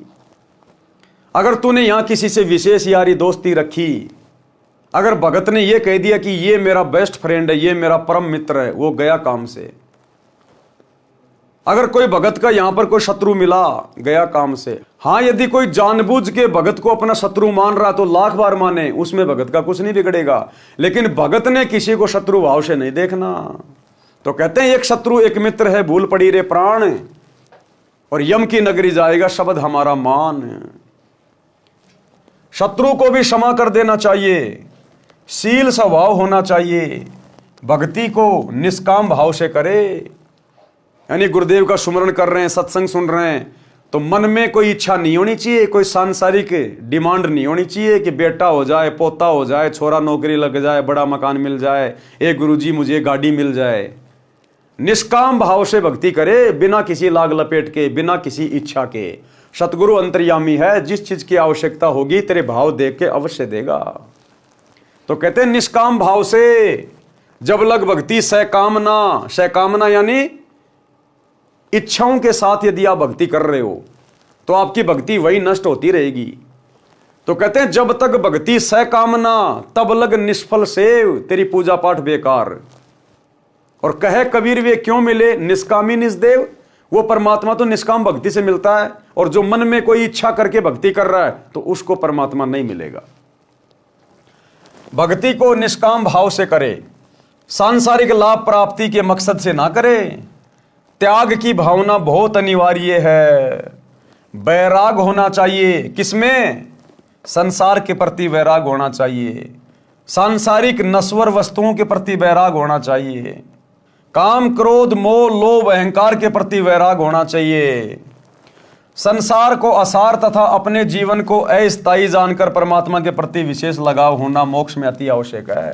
संसार को असार यानी ये 21 ब्रह्मांड, यहाँ के झूठे सुख, राजपाट, धन दौलत, ऐशो आराम जो हमें दिखाई दे रहे हैं, ये केवल एक धोखा है। तो कहते हैं संसार को असार तथा अपने जीवन को अस्थायी जानकर कि भैया सदा नहीं रहेगा, अमर नहीं है। सतयुग में जिनकी लाखों लाखों साल की उम्र थी वो भी ना जाने कितनी बार मर लिए। देवताओं की कितनी लंबी उम्र है, वो भी मरते रहते हैं। तो अपने जीवन को अस्थायी समझकर कि भैया देख मरना तो है, ये शरीर मिल गया। अब भगवान ने जितनी भी इसकी आयु निश्चित की है जिस भी युग के हिसाब से, अब इस कलयुग में 100 साल की आयु निश्चित कर रखी है, लेकिन अपने कर्मों के कारण, भक्ति ना करने के कारण, उल्टा सीधा खाने पीने के कारण इंसान अकाल मौत मर जाता है, क्योंकि वो उसके स्वतंत्र कर्म होते हैं। अन्यथा भगवान ने तो 100 साल की उम्र फिक्स कर रखी है। या जिसने कोई पिछले जन्म में ज्यादा ही कुकर्म कर रखे हैं तो भैया वो फिर अकाल मौत मरता है। अन्यथा भगवान ने तो कलयुग में 100 साल की उम्र रखी हुई है वर्तमान समय में। तो कहने का मतलब है अपने जीवन को अस्थायी समझकर कि जाना तो पड़ेगा। चलो तू 100 साल भी जी लिया, फिर भी शरीर तो छूटेगा, और शरीर छूटेगा तो ये परिवार भी छूटेगा, ये बेटा बेटी भी छूटेंगे, धन दौलत भी छूटेगी। यानी मरना तो है। अब जब मरना ही है तो क्यों ना सतलोक वाली भक्ति कर ले। अरे मर के भाई नरक में भी जाना पड़ेगा, स्वर्ग में भी जाना पड़ेगा, जैसे तूने कर्म को कर्म किए हैं। तो मरना तो है, और मरने के बाद आगे भी जाना है, तो क्यों ना फिर सतलोक वाली भक्ति कर लें। जब मरना भी है, मरने के बाद आगे भी जाना है, तो क्यों ना अपना अगला ठिकाना सुधार लें, अपना अगला जन्म तो सुधार लें। जब मरना ही है तो क्यों ना फिर सतलोक वाली भक्ति करें। हमारा कोई ठिकाना तो होगा, कोई जगह तो होगी हमारी। और बाकी वैसे भी मरना भाई, वैसे मर के नरक में जाएगा, 84 लाख योनियों में जाएगा। तो जब इन बातों का पता चल गया कि यहां पर परमानेंट ना कोई रहा ना कोई रहेगा, तो क्यों ना आगे के ठिकाने की तैयारी करें जो सतगुरु ने आके बता दिया। संसार को असार तथा अपने जीवन को अस्थायी जानकर परमात्मा के प्रति विशेष लगाव होना मोक्ष में अति आवश्यक है। भगत का विशेष गुण शांति होती है, यानी भगत एकांत में रहे, शांति में रहे, ज्यादा बड़बड़ ना करे, भागा दौड़ ना करे ज्यादा जीवन में, और टाइम के पीछे ना भगे ज्यादा। शांति, जितना भगवान दे रहा आनंद, जो पहनने को दे रहा आनंद, जो खाने को मिल रहा है very good, very nice, best. भागे नहीं फालतू में दुनियादारी को देख के, और उसने मकान बना लिया मैं भी बनाऊं, पैसा कहां से लाऊं, कर्जा ले लूं, थोड़ी जमीन बेच दूं, टेंशन में। कहते हैं शांति में रहो, शांति में। रंका और बंका की तरह, चाहे झोपड़ी हो, शांति में। झोपड़ी जल भी जाए तो झोपड़ी की तरफ मत देखो, पेड़ के नीचे बैठ के गुरु जी का भजन करो, स्मरण करो।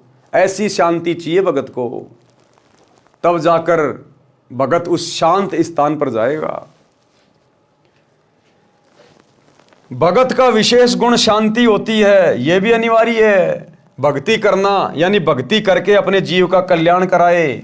और 16 नंबर, प्रत्येक व्यक्ति के साथ मित्र के समान व्यवहार करना चाहिए। मित्र के समान यानी प्यार प्रेम से बोलना चाहिए, ठंडे दिमाग से रहना चाहिए, सुख दुख में एक दूसरे का साथी बन के रहना चाहिए, लेकिन लगाव नहीं लगाना चाहिए। ये उपरोक्त गुण होने के पश्चात सतलोक जाया जाएगा। क्लियर कर दिया परमात्मा ने भाई कि जब तक ये 16 आभूषण, ये 16 भक्ति के गुण भगत अपने ऊपर धारण नहीं करेगा, अर्थात इस प्रकार से यदि अपना जीवन नहीं जिएगा तो भाई सतलोक नहीं जा पाएगा। ये सतगुरु के वचन हैं। तो भैया चाहे आज कर लो, चाहे 10 साल बाद कर लो, चाहे गुरुजी के जाने के बाद कर लो। अब गुरुजी के जाने के बाद करोगे तो भैया फिर यहीं धक्के खाते रह जाओगे। तो कहते समझा है तो सिर धर पाऊं, बहुर नहीं रे ऐसा दाव। काल करे सो आज कर, आज करे सो अब। अले पल में परले हो जाए भाई, फिर करेगा कब? तो कहते हैं तुरंत लग जाओ, अपने आप को ऐसा बनाने का प्रयास करो गुरुदेव के आशीर्वाद से, ज्ञान आधार से। और ये सारे लक्षण भाई और बहनों आपको केवल 7 संगतियों में दिखाई देंगे। इन सतलोक आश्रमों में आपको इनकी छींट भी दिखाई नहीं देगी, छींट भी। वहां तो पेट्रोल है, पेट्रोल। और पेट्रोल को यदि आप जी माचिस दिखाओगे तो भड़केगा।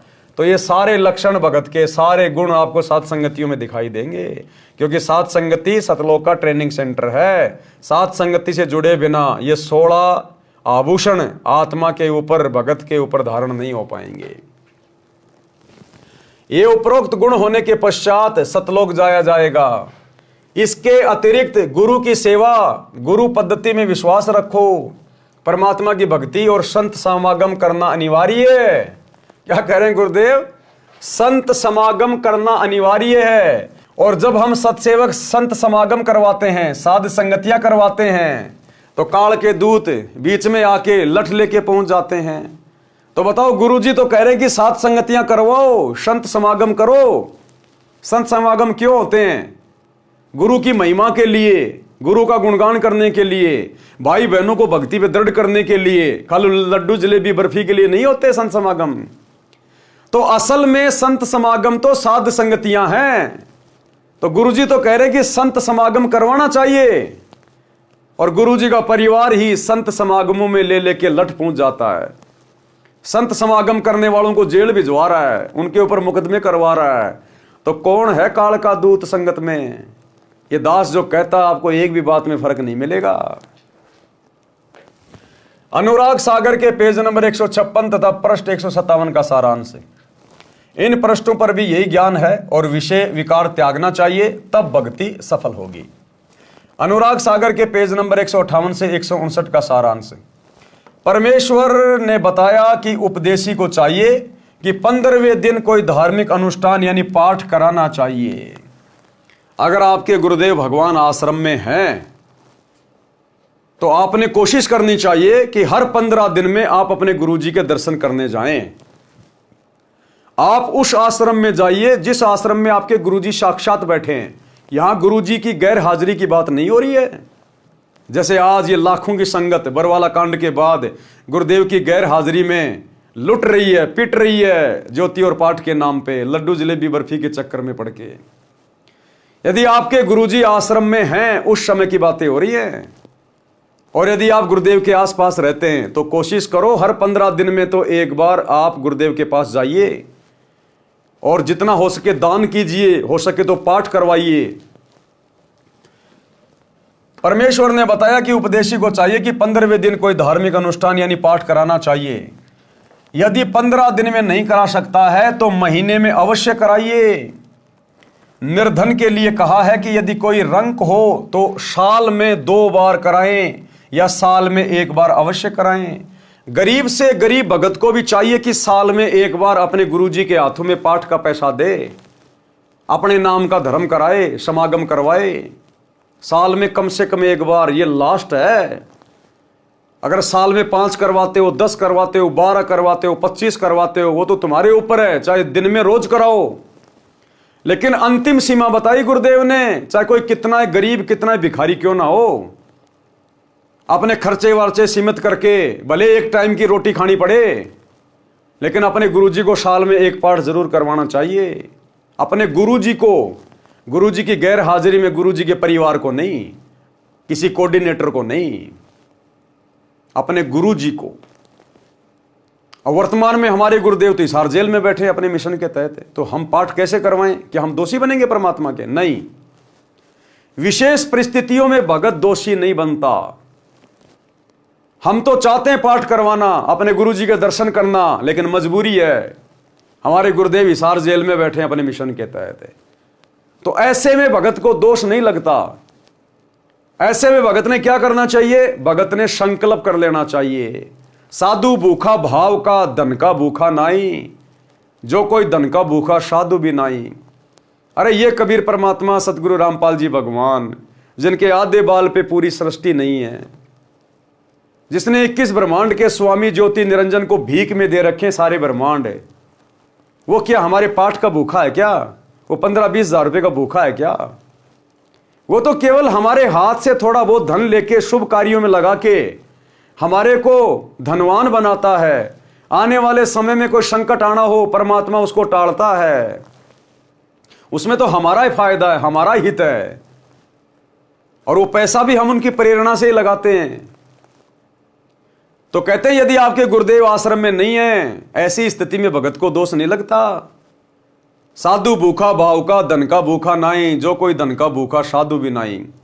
तो ऐसी स्थिति में आप जिन्हें संकल्प कर लेना चाहिए, अपने घर पर दरबार साहिब के सामने गुरुदेव भगवान को दंडोत करके संकल्प करना चाहिए कि हे गुरुदेव भगवान, आपका दास आपके चरणों में पाठ प्रकाश का संकल्प करता है। हे गुरुदेव, आप दास के पाठ प्रकाश को स्वीकार करने की कृपा करें। हे गुरुदेव, जब आप आश्रम में आएंगे उस समय दास आपके कर कमल में पाठ प्रकाश का पैसा देगा। तो परमात्मा प्रसन्न होता है। साधु भूखा भाव का, धन का भूखा नाई। तो हम भगतों ने साल में कम से कम एक बार अपने गुरुदेव के प्रकट दिवस के ऊपर, सतगुरु प्रकट दिवस के दिन 8 सितंबर के दिन सहपरिवार, यदि परिवार में 5 उपदेशी हैं, सभी ने अलग अलग गुरुदेव के दरबार में जाकर दंडोत करके पाठ प्रकाश का संकल्प करना चाहिए। यदि आप बीच में करना चाहते हैं तो आपकी मर्जी है, चाहे कितनी बार पाठ प्रकाश का संकल्प करो। पैसे का इंतजाम भी परमात्मा ही करवाएगा। हमने केवल नीयत अच्छी रखनी है, केवल नीयत साफ रखनी है हमने। तो गुरुदेव की गैर हाजिरी में हमने कहीं किसी फर्जी आश्रम में जाके, या गुरुदेव के बेटा बेटी को, उनके किसी रिश्तेदार को जो गुरु के द्वारा अधिकारी नहीं है, हाँ यदि गुरुजी ने किसी को अधिकारी घोषित कर रखा है और गुरुदेव ने अपने मुख कमल से सत्संग में या लिखित में दे रखा है, अपनी किसी पुस्तक में या अपने सत्संग में, कि मेरा बेटा अधिकारी है, मेरी बेटी अधिकारी है, तो हम फिर वहां जाकर और उनको पाठ प्रकाश दे सकते हैं। हम जो भी गुरुदेव ने कहा, जो आदेश दिया, वैसा ही हम कर सकते हैं। लेकिन 2014 बरवाला कांड के बाद से लेकर वर्तमान 2025 तक गुरुदेव भगवान ने किसी को भी अधिकारी नहीं बनाया है, ना पाठ करने के लिए, ना ज्योति पाठ का और दान का पैसा लेने के लिए।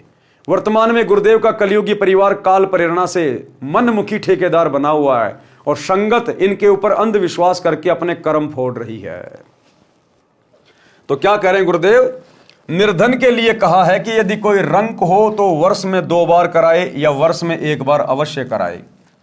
यदि वर्ष में नहीं कराएगा तो वह भगत साकट यानी भक्तिहीन कहलाएगा।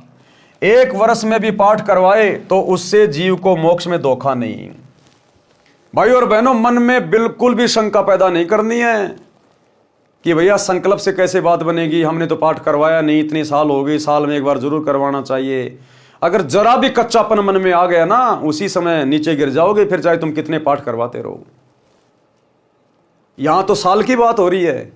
करोथा कांड के समय गुरुजी 21 महीने रोहतक की जेल में थे और उस समय ना कोई आश्रम था, ना कोई नामदान सेंटर था, ना कहीं कोई पाठ होता था, ना कहीं कोई ज्योति होती थी। जेल से आने के बाद गुरुदेव ने बताया कि किसी का नामखंड नहीं है, क्योंकि तुम तो चाहते थे कि हम गुरुजी से मिले, हम गुरुजी को पाठ करवाएं, लेकिन मजबूरी थी। तो ऐसी मजबूरी वाली स्थिति में नामखंड नहीं होता, चाहे 20 साल क्यों ना लग जाए। गुरुदेव के मुख कमल से सुन लीजिएगा। जब गुरुदेव रोहतक की जेल से आए 21 महीने बाद, तो भक्तों ने शंका जाहिर की। जब गुरुजी ने सत्संग सुनाया कि साल में 1 बार पाठ जरूर करवाना चाहिए, अपने गुरु के दर्शन जरूर करने चाहिए, तो भक्तों के मन में शंका हो गई कि गुरुजी आप तो 21 महीने रोहतक की जेल में थे, हम तो आपके दर्शन ही नहीं कर पाए, हम तो पाठ ही नहीं कर पाए, फिर हमारा तो नाम खंड हो गया होगा। तो गुरुदेव ने कहा कि बेटे ऐसी स्थिति में नहीं होता। ऐसी स्थिति में, मजबूरी वाली स्थिति में, चाहे 20 साल आप अपने गुरु से दूर रहो, ऐसी स्थिति में नामखंड नहीं होता, कोई दोष नहीं होता। सुनिए छोटा सा सत्संग। तो 1 साल में कोष अवश्य पहुंचना चाहिए। अब यहां भक्तों के शंका आती है कि गुरुजी अब 1.25 वर्ष तक अज्ञात रहे, दर्शन नहीं हो सके, तो क्या हमारे ऊपर, क्या हमारा जो नाम तो फिर खंड नहीं हो गया है? ऐसा कुछ नहीं है। ये लीला परमात्मा की है। जैसे कोई एक्सीडेंट हो जाता है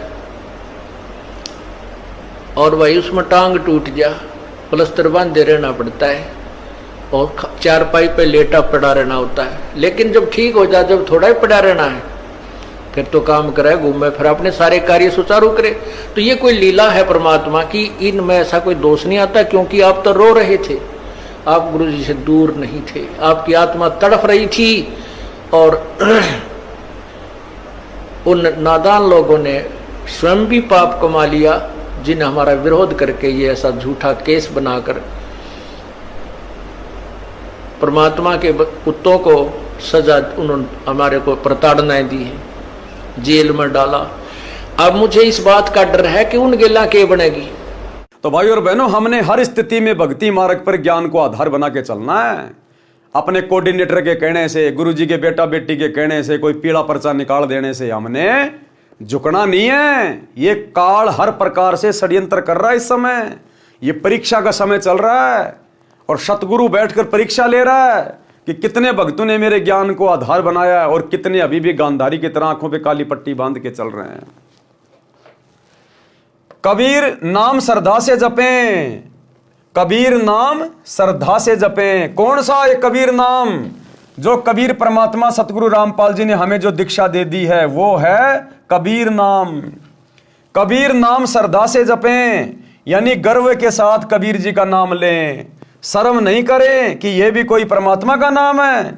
ऐसे कहने वालों से डरे नहीं, शर्मावे नहीं। इनके साथ साथ तेरा धर्मदास का नाम भी आदर से कहे।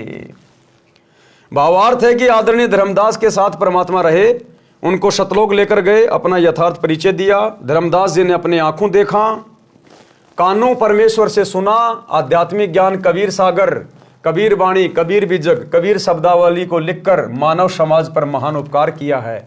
इसलिए धर्मदास जी की महिमा भी करनी चाहिए। महिमा का मतलब धर्मदास जी का नाम आदर सत्कार से लेना चाहिए, बस इतना ही।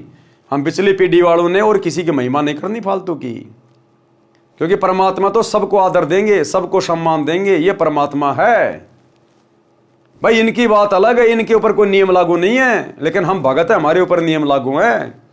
हम महिमा केवल अपने गुरु की कर सकते हैं, किसी और की नहीं। बाकी धर्मदास की कथा है, मीराबाई की कथा है, वो कथा पढ़ना एक अलग बात है, लेकिन वैसे हमने महिमा केवल अपने गुरु की करनी है। भगत को चाहिए कि भक्ति साधना तथा मर्यादा का पालन अंतिम श्वास तक करे। क्या? भक्ति साधना, यानी जो नाम, जो तीनों समय की आरती जो गुरुदेव ने दे दी, वो अंतिम श्वास तक करनी है, किसी के दबाव में आके छोड़नी नहीं है। और मर्यादा का पालन, ये सबसे इंपॉर्टेंट है। मर्यादा बिना भक्ति किसी काम की नहीं, चाहे लाख माला फेर ले। और मर्यादा का पालन अंतिम श्वास तक करें। और ये काल मर्यादा में नहीं रहने देगा, ये मर्यादा ही तोड़वाता है। इसका यही काम है काल का, और कोई काम नहीं है। और वर्तमान में 2014 बरवाला कांड के बाद से इसने लाखों की संगत की, जो सतलोक आश्रमों से जुड़े हैं, सबकी मर्यादा खंडित करवा रखी है। केवल सत्सेवकों के ऊपर गुरु आशीर्वाद से इस मन का दाव नहीं चला, इस काल का दाव नहीं लगा। बाकी सबकी मर्यादा खंडित है, सबके टायर फूटे हुए हैं। जैसे सूरवीर युद्ध के मैदान में या तो मार देता है या स्वयं वीर गति को प्राप्त हो जाता है, वह पीछे कदम नहीं हटाता। संत तथा भगत का रण क्षेत्र भक्ति मंत्र जाप तथा मर्यादा है। जो शिष्य गुरु से विमुख हो जाता है, नाम खंडित कर देता है, तो स्वाभाविक ही वह गुरु में कुछ दोष निकालेगा, जिस कारण से नरक में, अग्निकुंड में गिरेगा। यदि गुरु विमुख होकर भक्ति छोड़ देता है तो उसको भी बहुत हानि होती है। उदाहरण, जैसे इन्वर्टर को चार्जिंग पर लगा रखा है, वह चार्ज हो रहा है। यदि बीच में चार्जर निकाल लिया जाए तो वह इन्वर्टर जितना चार्ज हो गया था उतनी देर लाभ देगा। फिर अचानक सर्व सुविधाएं बंद हो जाएंगी। इसी प्रकार उस शिष्य की दशा जाने। गुरु शरण में रहकर मर्यादा में रहते हुए जितने दिन भक्ति की वह शक्ति आत्मा में जमा हो गई। सतलोक आश्रम मैनेजमेंट हरियाणा से जुड़े हुए भाई बहन ध्यान से सुन ले भाई। गुरुदेव का परिवार, उनके बेटा बेटी भाई बंधु रिश्तेदार ध्यान से सुन लो भाई। कोऑर्डिनेटर ध्यान से सुन लो भाई। तुम्हारी भक्ति नहीं चल रही है। जितने दिन तुमने गुरु जी की शरण में रहकर मर्यादा में रहकर भक्ति की, केवल तुम्हारी बैटरी चल रही है। बैटरी वर्तमान में तुम सबके नाम खंडित हैं और ये बैटरी कब तक चलेगी? जिस दिन तुम्हारा चार्जर खत्म, तुम्हारी बैटरी डिस्चार्ज, उल्टे दिन शुरू। गुरु शरण में रहकर मर्यादा में रहते हुए जितने दिन भक्ति की वह शक्ति आत्मा में जमा हो गई, उतनी आत्मा चार्ज हो गई। जिस दिन गुरु जी से विमुख हो गया, और गुरु जी की जिस दिन मर्यादा टूट गई उसी दिन गुरु विमुख हो गया। उसी दिन से भक्ति की शक्ति आनी बंद हो जाएगी। यदि गुरु विमुख, गुरु से विरोध करके गुरु त्याग देना होकर भी उसी गुरु द्वारा बताई गई साधना मंत्र आदि करता है तो कोई लाभ नहीं होता। जैसे बिजली का कनेक्शन कट जाने के पश्चात पंखे, मोटर, बल्ब के स्विच बटन दबाते रहो, न पंखा चलेगा न बल्ब जलेगा। यही दशा गुरु विमुख साधक की होगी, फिर नरक का भागी होगा। कबीर परमेश्वर जी ने कहा है कि कबीर मानुष जन्म पाए कर खोवे, सतगुरु विमुखा युग युग रोवे। कबीर गुरु विमुख जीव कभू न बचे, अग्नि कुंड में जर जर नाचे। कोटि जन्म विषधर को पावे, सरप के पाएगा करोड़ों जन्म। कोटि जन्म सरप को पावे, विष ज्वाला सही जन्म गमावे। बिष्टा टट्टी माही कीड़ा जन्म धरी, कोटि जन्म नरक ही पढ़ी। भावार्थ, गुरु को त्याग देने वाला जीव बिल्कुल नहीं बचेगा। भाई जो गुरु को परमानेंट ही छोड़ के चला गया उसका तो धरती पे क्या, कहीं किस ब्रह्मांड में ठिकाना नहीं है। कहीं भी नरक स्थान पर अग्नि के कुंडों में जल बल यानी उबल उबल कर कष्ट पाएगा, वहां अग्नि के कष्ट से नाचेगा यानी उछल उछल कर अग्नि में गिरेगा। फिर करोड़ों जन्म विषधर यानी सांप की जूनी शरीर प्राप्त करेगा। सर्प के अंदर के विष की गर्मी बहुत परेशान करती है। गर्मी के मौसम में सर्प उस विष की उष्णता से बचने के लिए, शीतलता प्राप्त करने के लिए चंदन के पेड़ के ऊपर लिपटे रहते हैं। फिर वही गुरु विमुख यानी गुरुद्रोही बिष्टा टट्टी गुहा में कीड़े का जन्म प्राप्त करता है। इस प्रकार गुरु से दूर गया प्राणी महाकष्ट उठाता है। तो भाई कभी शौपन में भी मत सोचना अपने गुरु जी से दूर होने की, अपने परमात्मा सतगुरु रामपाल जी से विमुख होने की कभी शौपन में भी मत सोचना, मर्यादा तोड़ने की। इस प्रकार गुरु से दूर गया प्राणी महाकष्ट उठाता है। आज भाई अपने परिवार का कष्ट उठा लो, अपने माता पिता की गालियां खा लो, 2-4 डुक्का मुक्की खा लो, लोगों की बातें सुन लो, इसमें भी हमारा फायदा है। अगर दबाव में आकर, लोक लाज में आकर, मर्यादा तोड़कर गुरु से दूर हट गए तो भाई लैट्रीन में कीड़े बनेंगे। फिर वो कष्ट बहुत भयंकर होगा, करोड़ों जन्म सांप के पाएंगे, वो कष्ट फिर सहा नहीं जाएगा। आज तो सहन कर लेंगे 2-4 थप्पड़ मुक्के, लेकिन फिर अगर आज गुरु जी से विमुख हो गए तो आगे के जन्म क्या होंगे, 84 लाख योनियां, वो सहन नहीं हो पाएगा फिर। इस प्रकार गुरु से दूर गया प्राणी महाकष्ट उठाता है। यदि गुरु नकली है तो उसको त्याग कर पूर्ण गुरु की शरण में चले जाने से कोई पाप नहीं लगता। कबीर गुरु दयाल तो पुरुष दयाल, क्योंकि गुरु खुद ही पुरुष होता है, इसलिए गुरु दयाल तो पुरुष दयाल, यानी गुरु राजी तो परमात्मा राजी। क्यों? क्योंकि गुरु स्वयं ही परमात्मा होता है। कबीर गुरु दयाल तो पुरुष दयाल, जे ही गुरु व्रत छुए नहीं काल, ऐसे भगत को काल छू भी नहीं सकता।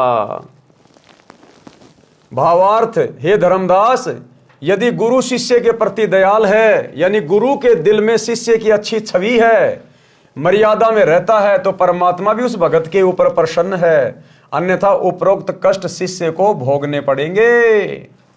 पृष्ठ 160 का सारांश।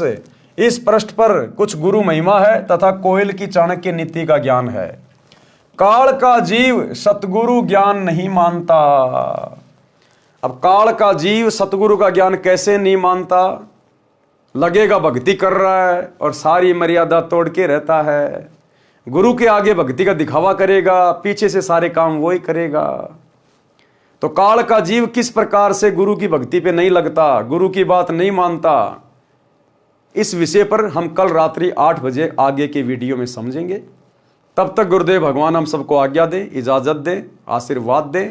बंदी छोड़ सतगुरु रामपाल जी भगवान की जय हो।